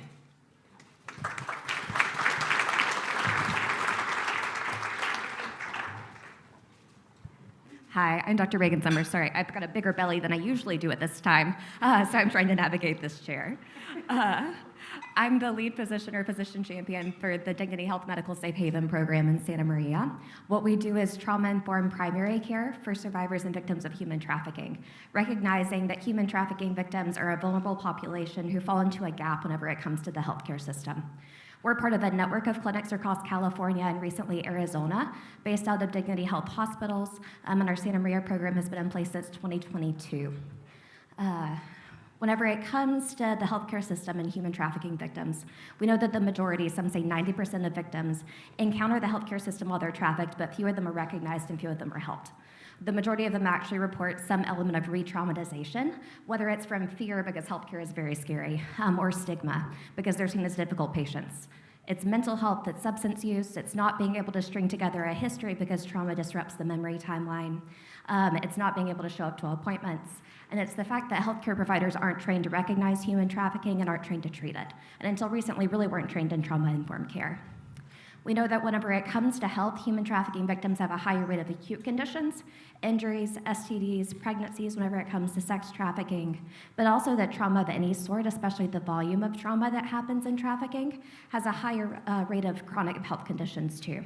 Mental health, substance use, but also things like diabetes, hypertension, and an increased chance of dying young. Our clinic is built on a combination of a team-based approach with trauma-informed care. So all of our physicians and our clinic staff get training in human trafficking-related medical care, as well as trauma-informed care. We have an embedded patient advocate who's here with me today, and she supports the patients before, during, and after the visit, and is also our liaison to community resources. Whenever it comes to trauma-informed care, we have longer appointment times so that we're able to build trust, to build partnership, to give them a sense of safety and give them control over the visit whenever they may not have had control over many things in their life. We do this with a holistic primary care approach, treating both mental health and physical health, and the idea that recognizing generational trauma, we should be treating the parents and the children together to support the next generation too. The services that we offer are general primary care, so health maintenance exams, vaccines, chronic health care, mental health treatment, STD testing, treatment, and prevention, women's health care, whether that's birth control, pregnancy testing, or initial prenatal care. As well as the next step for us is going to be hopefully laser tattoo removal of branding tattoos. To date, our clinic has served nearly 75 different survivors or victims 3 of their children, and over 400 visits. We participate in healthcare worker education on this area of the Central Coast. And our service area is generally both Santa Barbara and San Luis Obispo County.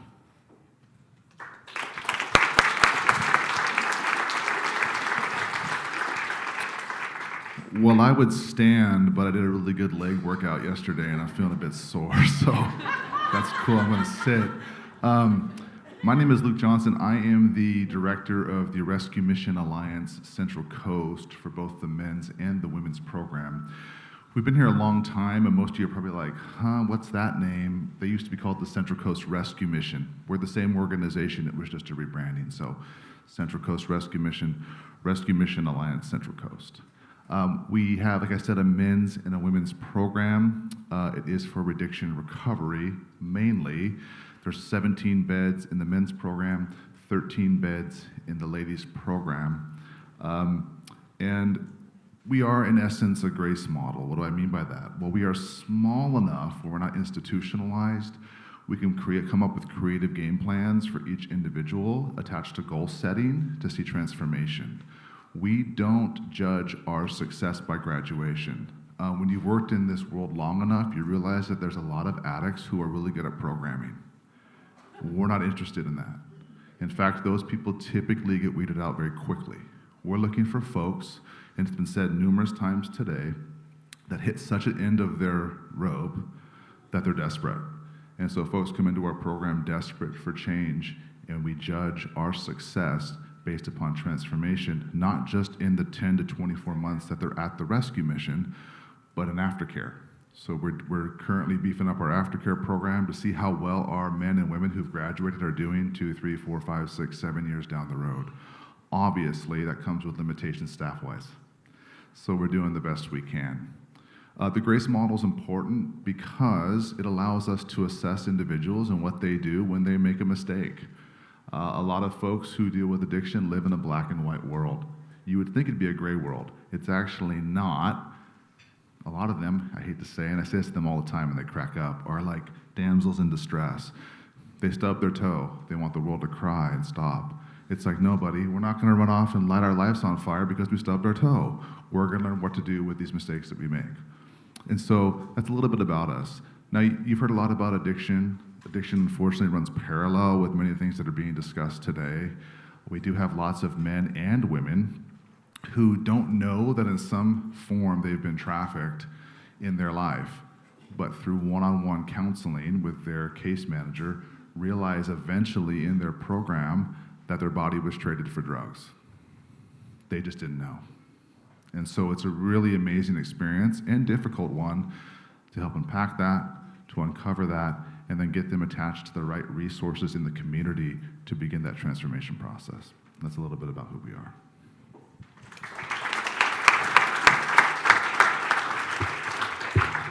So we have a couple of questions that we'd like to ask a few of our panelists. Not everyone will be asked every question in the interest of time, but I think hopefully they'll be able to give us some good perspective.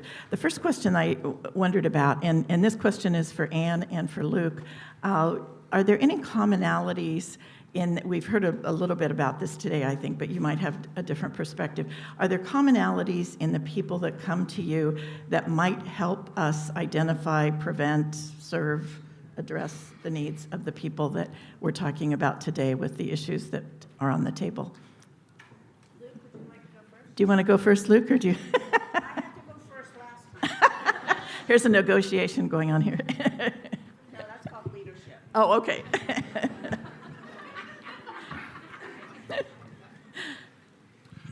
From my experience, so I might not answer this well. This is a really big topic and a difficult one, and at the rescue mission, we realized very quickly that people are people and they're all different.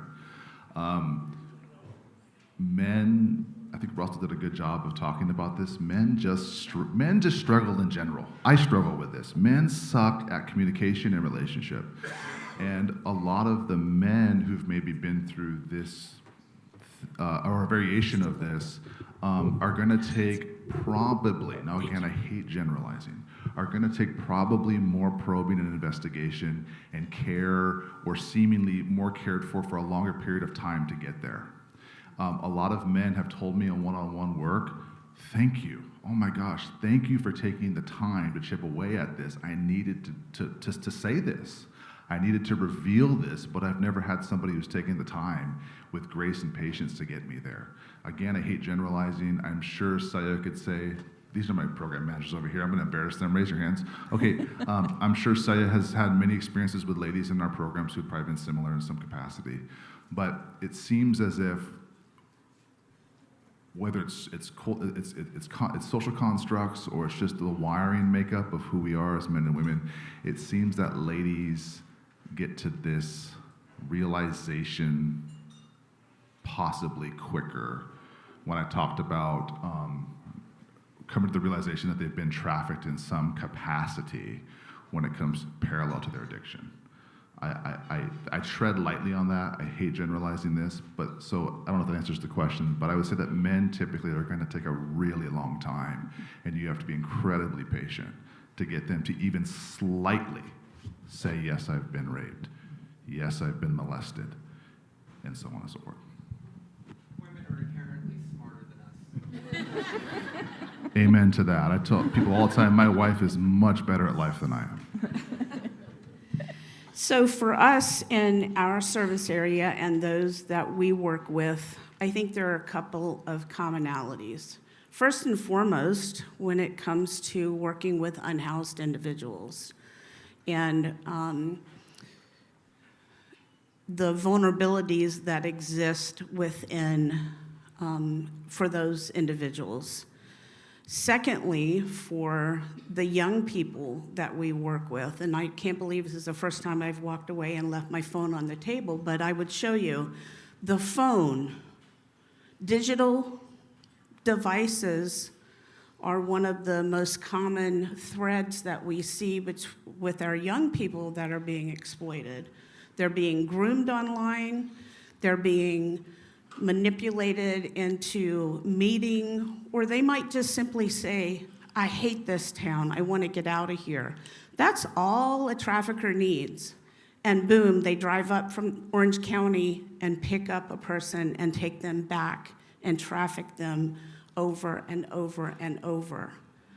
So for me, those are the first two things that come to light, is that the work that we do with unhoused individuals and the work that we do with teens, we're finding that digital devices is the one thing that's traffickers are using to groom them. Thank you. Thank you very much. This one is for Reagan and for Sally. How have the survivors that you've engaged with come to your organization, and what does that tell us in your mind about outreach and publicity and how we can get people aware of services? Yeah, you might have some different things. For us, we take our referrals through social services and probation. Those are our two main sources. There is an educational route that they can come in.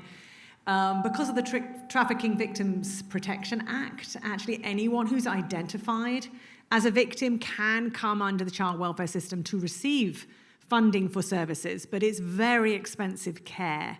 So unless they're coming through those avenues, we don't take private insurance. So those are our main avenues. So if people come across survivors, we get a lot of people phoning saying, have you got a bed available? Can you take them? They actually have to come through a referral process, packets. And unfortunately, there are a lot of packets coming in every day from social services and probation. Can you just talk about how you decide which people to serve then? Just a quick Thank you for that. We have our director and our clinical team will look through these packets that come through social services or probation officers, put them together, all their history, all the information about the child, and they'll send them through. And majority of the time, as you've heard, they're saying, we highly suspect. They're not saying they're trafficked. In fact, I think of a handful of people who've come to our program who've said, I've been trafficked, thank you, I really need services. No, the rest are like, I don't want to be here, I don't want these services. Or come in various forms, but they'll just go through those packets, have a look and see, can we serve this child? And does this child want to be served? Are they ready? it's kind of a back and forth. There's an interview process as well. And is there a bed with, because we have 2 to a room, with someone who it would work with? So we're not going to take a lot of girls who are expressing themselves very violently. We won't take too many of those at once. As you can imagine, that's not going to be a good recipe. So there's a big process that they go through. But yeah, as soon as there's a bed, there's unfortunately way too many to fill it. The majority of the patients. Thank you. Jay? We tried to have 2 microphones. There you go. The majority of the patients that we've seen have come from referrals from community partners, whether it's housing agencies, other victim support services, law enforcement. The other humbling part for me is the number of patients that we identified within our own clinic. So I did my residency training at Marion. I was a 3rd-year resident, so an almost fully grown doctor whenever this program first started. So I saw this program start from the ground up, and we realized how many people that we had missed. Kind of like Maria talked about, like I didn't know what to look for. We didn't know what we were doing. So the patients that we found within our own clinic and referrals from our hospital. Whenever a patient gets referred to us, they go through our patient advocate first. So she's able to do an intake with them, connect with partnerships in the community if they're coming from other places, and then do a debrief with the doctor who's going to treat them and the clinic staff. So we know if there are triggers to avoid, we can find a long enough appointment time to get to know them that first time and make sure we have the access to treat them. Thank you. This question I do want all of you to answer, so if you don't mind, Luke, I'll start with you. Is that all right? Okay. Has this year's forum's focus on boys and men changed any of your thinking about the local services needed for exploitation or survivors? I'll begin with a yes. Gosh, specifically around boys, you're saying? Boys and men. Yeah. It's so I don't want to go off on a tangent here, but I'm a published poet. I have a master's degree actually in poetry, and I write a lot into the masculine experience in America. I was not sex trafficked as a young boy, but I went through lots of physical trauma as a young boy and grew up on welfare lines. And so I came with my own subset of difficulties growing up. And one difficulty that I found personally was, and it's already kind of been discussed today, was there was just no safe place for me to not feel like I was less of a man if I spoke about these things. And so I took a lot of that with me throughout my life. And gosh, that caused me a lot of issues and trauma. I will tell you that a commonality that I buy into that's not popular, I don't think, in American society in 2026 is that there's an issue with fatherhood. I think there's too many missing fathers in the home, and that might not ring true for some folks. But I believe in that. I came from a home that was broken. My father wasn't there. My mom did the best she possibly could, but I came with my own issues. And so I want to take this, when I look at things, I want to look at like the back door route, not always the front door route. And I'm like, what can we begin to address culturally that's going to help young boys like I was, or boys who've been through sex trafficking? Let's discuss issues with the home and the family. So I would look at things like social media, education around social media, and I would begin to bring back in some of these what are considered old wares of American society and begin to discuss those again. You cannot deny it. When you look at the numbers, boys who've been through tremendous trauma and bring that into their lives, overwhelmingly, and if I get a little sassy, it's because it's overwhelmingly come from a home where a father wasn't present. And I'll just leave you there. For me, it's that we have to do better. So of those 75 patients that I said we've served so far, all of them have been women. And similar to that framework shift that I had to have whenever I first started looking for human trafficking victims and survivors in healthcare, we have to have the same shift whenever it comes to treating both men and women equally. Creating space, like allowing time to ask questions and having curiosity of not why is this person being difficult, but what happened to this person that's making them present this way today, and how can I best support them? And then knowing that because men might communicate differently and because they may not be ready, you may have to ask the question multiple times. So having the patience and having the consistency to ask over and over, like, is there something else that's going on? What happened? How can I help? And maybe today they'll say yes, maybe it'll be a year from now, but just keeping the doors open and making sure that the experiences with the healthcare system remain positive and not from a place of judgment. And not to double dip, but personally I can tell you on that topic alone that I can't tell you how many times in my life when I wanted to talk about the traumatic things I'd been through as a boy with physical harm with my father, just our difficulty in welfare lines, I would literally be in social situations where women would express the same things and would get absolute sensitivity to what was going on in their lives. I cannot begin to tell you how many times I was shut down and told to shut up. Wow. And so, thank you for bringing that up. Wow, it's disturbing, isn't it? As the providers, I think today, yes, we need more services for boys. And one of the things about Olive Crest is they were commissioned by the state. We have 8 different regions, 3 different states, but in California, so they're leading on finding the most effective care for safe places for sex-trafficked minors. And that's drop-in centers, including in the residential, the wraparound care, the transitional, and foster homes. And one of the things that they found was 2,000 young people came through the drop-in centers that they opened last year. 2,000 kids. 40% of those were boys. And so it's putting, for me, I think, the conversation about opening homes or residential or the treatment places for boys, maybe closer to the top of the conversation as we start to look at building out the continuum of care here in Santa Barbara. So, thank you.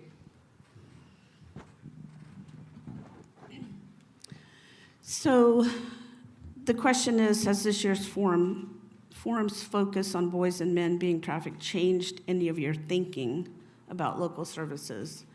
I can't say that it's changed my thinking. What it's just driven home is that we all need to do better. Up until May of 2025, I had an amazing advocate working for me at the Rape Crisis Center who did phenomenal work working with the men and with the male survivors that came through our door. I've had staff that have had to pick up that process so that we didn't skip a beat. And I know that they're going to continue doing a phenomenal job. But what I also encourage from our community partners is that we can't do this by ourselves. So when we come into contact and have a male survivor, specifically a trafficked male who needs support, we all have to work together. You can't just leave it to the Rape Crisis Center to carry the load. If there's housing needs, we need help for that, because that's not our lane.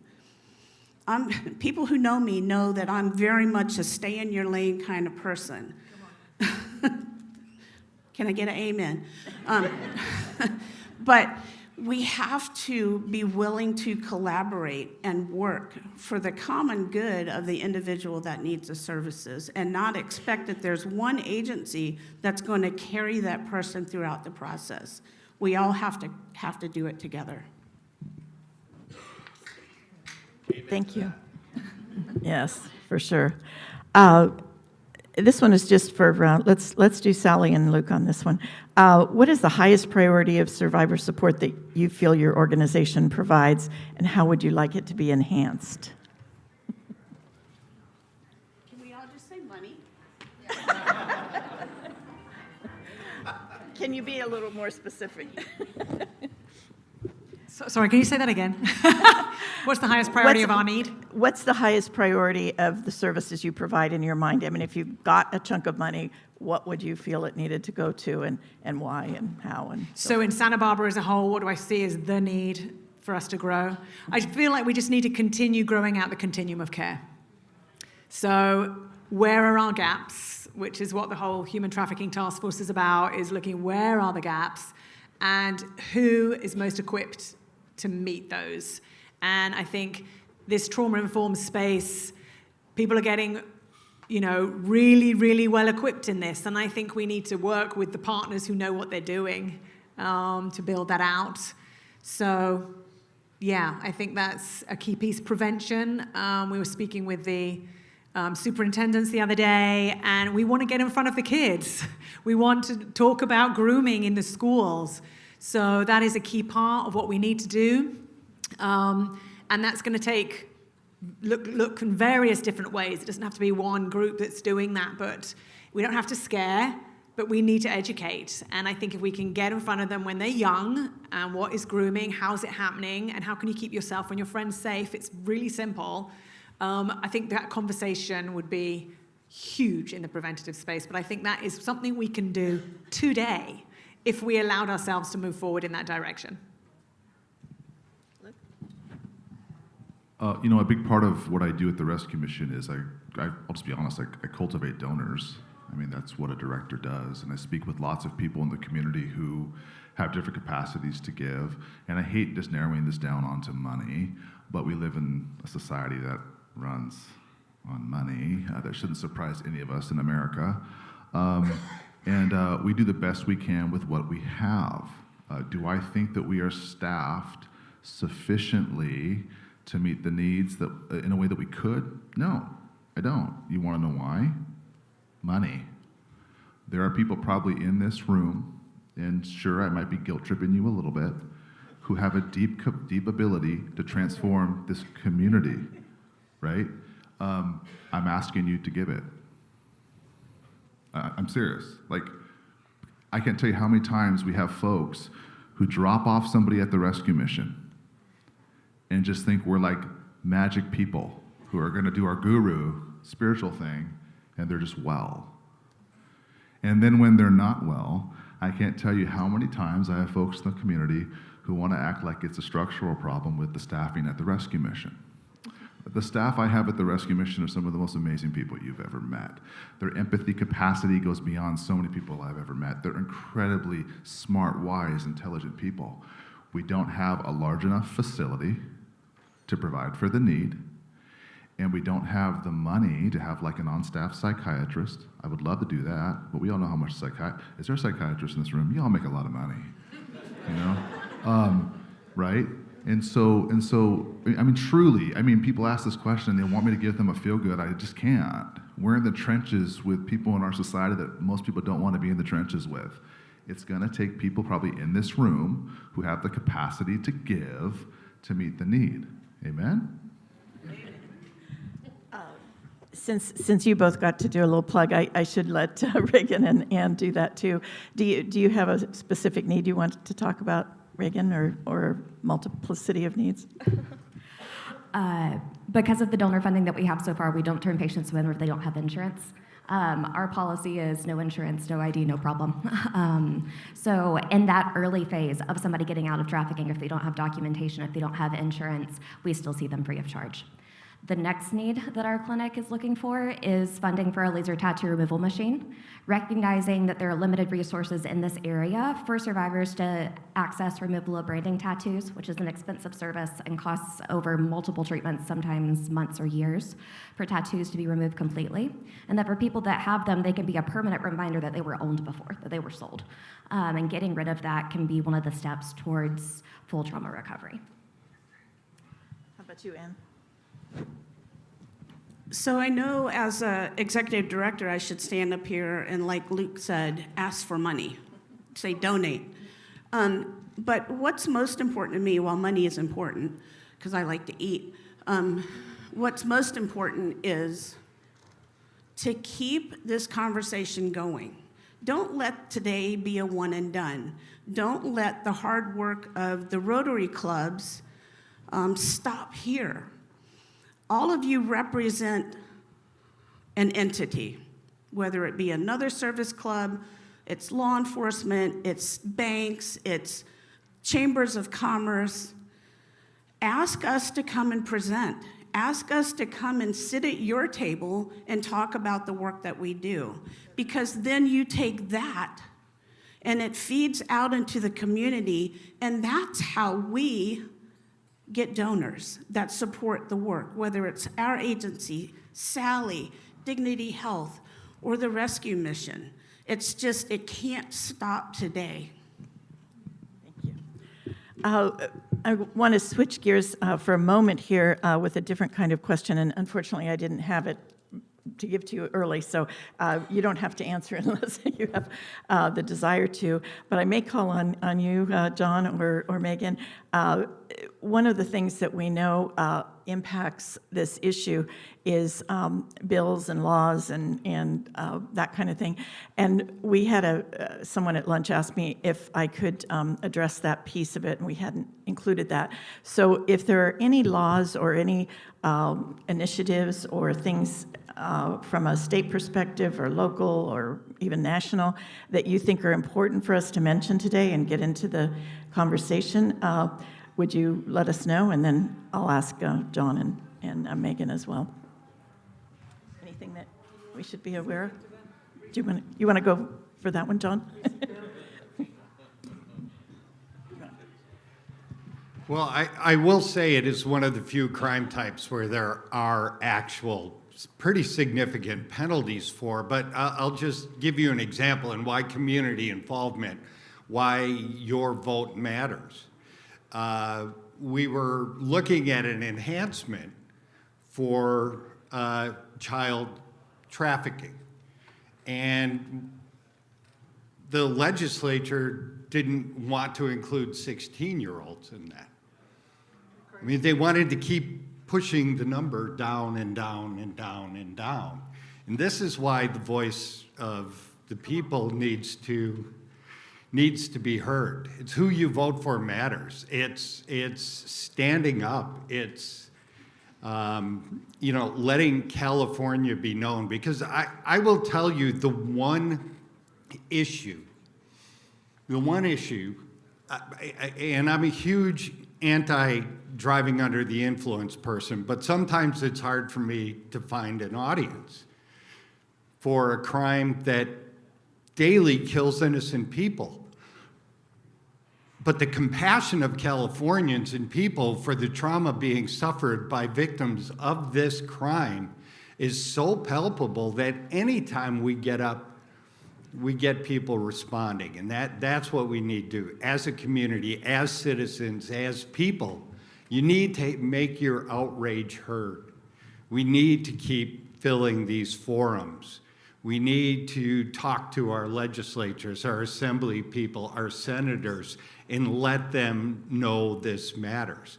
Because a lot of what happens in California law is you want to talk, Russell said he could go for 3 hours. I would barely be over one enhancement on 3 hours about how laws and time credits and youthful offender parole and all this comes into play.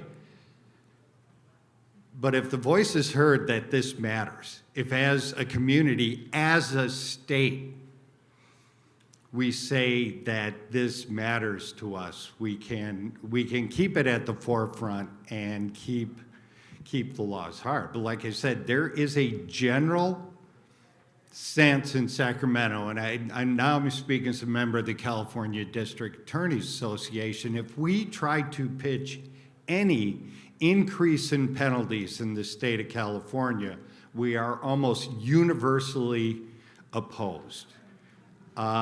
We had parents of young people poisoned by fentanyl seeking to get a law that said people people dealing drugs should be advised that it's harmful and they could be prosecuted for murder.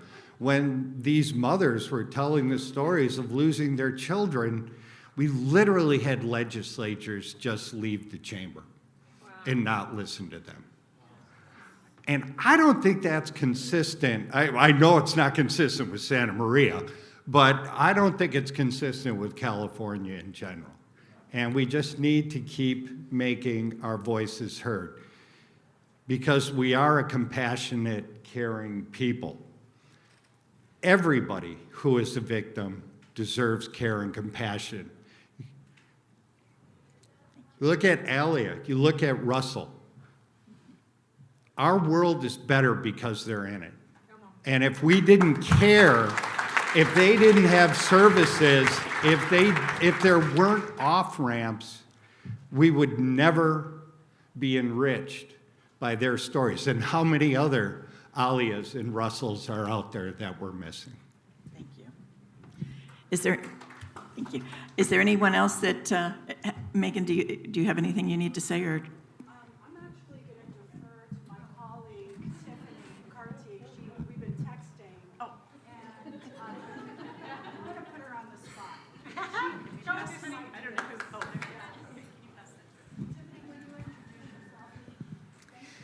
I prefer to be Megan's ghostwriter. But I'm Tiffany Carty. I supervise the Victim Witness Program in South County. And I took on the role after working in human trafficking in Las Vegas and the Washington, D.C. areas for the last, I think about 13 years before I came out here. And my most recent position was with NCMEC, working with online sexual exploitation. So just some of my first thoughts, John was in my head. I immediately texted Megan about making buying a child for sex a felony, regardless of age. 16 and 17 is still a child, and cannot federally legally consent to a commercial sex act. So I don't know why we're even debating that. But also, you know, when we're looking at things like vacatur, and for the survivors who went through their exploitation prior to some of the developments of resources, who were charged with various sorts of crimes, having those felonies on their record make survival in the quote-unquote real world really difficult. You know, it's hard for them to find housing. It's hard for them to find jobs. And when we're saying we want you to succeed after living a life of exploitation, being unable to rent an apartment because it's near a school, or being unable to get a job because you have this felon on this felony on your record is really harmful. We could also talk about things like strengthening requirements for online websites like your Pornhubs, and really enforcing them checking age, checking consent, because we know now through all of the congressional testimony that has been done that almost 90% of the content that was on their site was non-consensual or underage because they had to take it all down. So I think we need to look at those things. But yeah, I was texting her. She was supposed to share. So with that, I would like to have your cooperation in thanking our panelists. They were very helpful in sharing their stories. And our club would like to ask Roy Duggar to come to the podium. Roy is our president-elect for the Rotary Club of South Santa Maria, and he's going to give us a couple of closing remarks.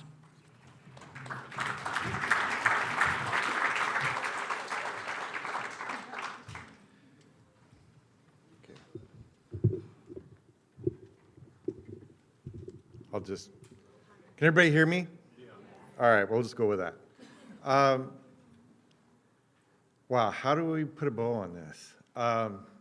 First of all, I just want to share how humbling it is to be in a room with such amazing people who share such personal experiences in an effort to make the world a better place. And for those of you who provide services to those people every day, you have my heart and you have my pennies that I have left in my bank account. Just humbled by your presence and for being here and the work that you do every day.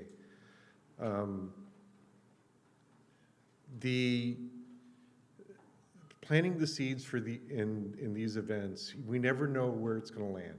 What any of you will be able to do, the person that you may see, the grace that you may offer someone when your knee-jerk reaction is like, well, you know, this is why Western civilization is collapsing, and placing that into a different context of this is somebody that's hurting. And you may not have the skills or the knowledge necessary to be able to deal with it, but now you have an idea of, gee, there are organizations out there that can. How do I do this? If you're a mandatory reporter or a law enforcement officer or a service provider of any kind anywhere in our community, whether you're a waitress at a truck stop or someone or a teacher, we all have a duty to help each other and to keep an eye out for each other and to make our communities safer and better. I recently, I started taking on additional role, another job as an instructor And obviously you have to go through mandatory reporting. Any teachers in the room? So you have to go through mandatory reporter training and SB 493 training and Title IX training. Well, one of the things that I've noticed is, for example, is anybody here from Santa Maria Benito School District? Yep, one, yay, thank you.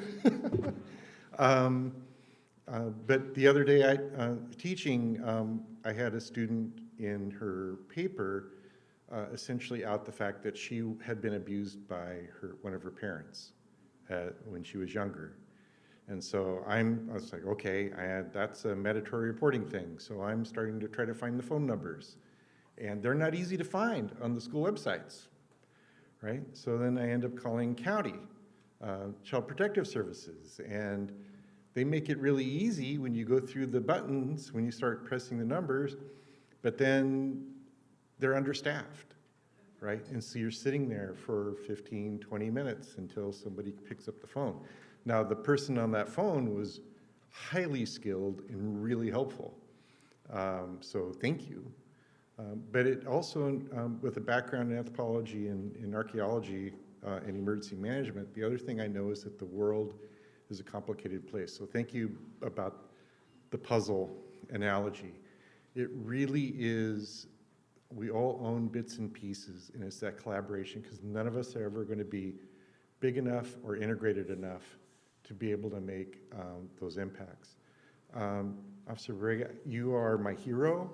All the things you do in the other world that we meet in, with the child seats and everything else, the care that you put into community, and then taking what you learned here and impacting the entire state of California and one of the most professional law enforcement agencies, sorry, Chief, in the state of California with the CHP.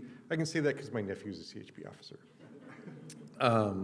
Thank you for that great work.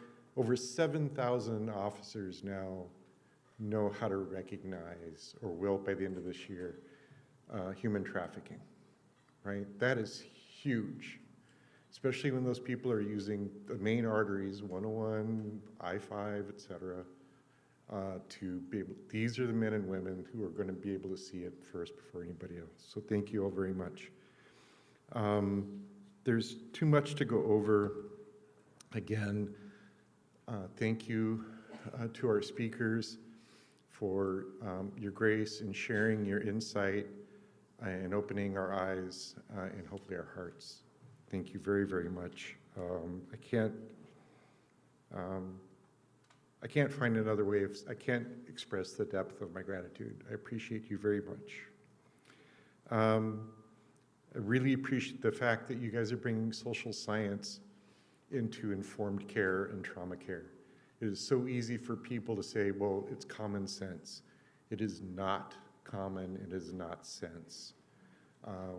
We need that type of science-informed, data-informed care if we're ever going to make a difference.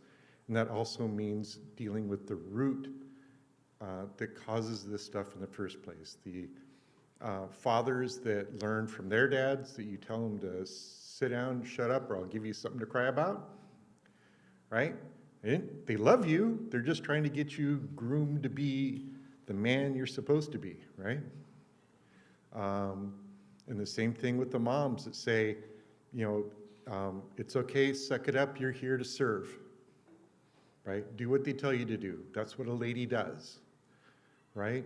Those are things that we've learned in our families through generations that are not okay, right? And there is change. There is the ability to change that. So thank you all again for those who do research in this world. We don't have enough folks that are trained, and we don't have enough money to pay for them and to get them trained. So we need to keep struggling to get that done. It's all about the Benjamins.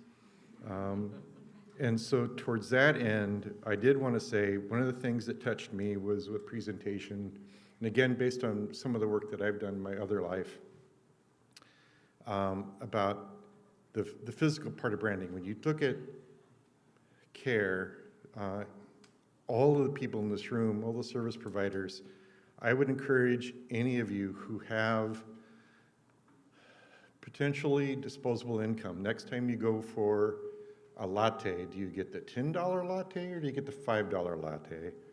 And keep a jar in your car and give that to an agency that's helping to make our world a better place.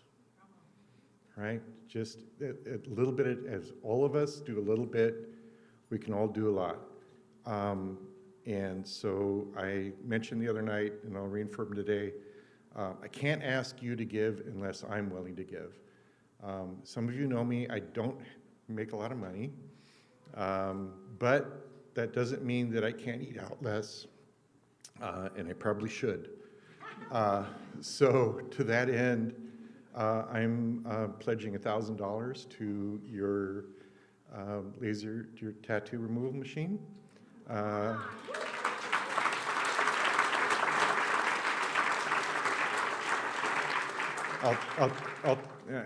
didn't do that for applause. What I'm trying to do is try to guilt you into matching my donation, okay? I'll tell my wife that I did this later. But I will remind all of you that we had several handouts today from the service providers. Please, almost all of them have a QR code. So while we still got your attention and still have your hearts, feel free to use your cell phone for good, not for grooming, but to actually take that effort and stretch a little bit on giving. You know from everybody who's presented today that your money is going to be well spent by any of the agencies who are here, and there is nowhere near enough resources for them to be able to meet the needs that we have. So please give a lot, and please give often until we get this solved. And towards that, I do want to actually have you all stand for applause for yourselves for being brave enough to be here to learn about something that's hard. And those of you, and also for those of you who serve all of our communities every day in this very difficult and hard work. Thank you very much.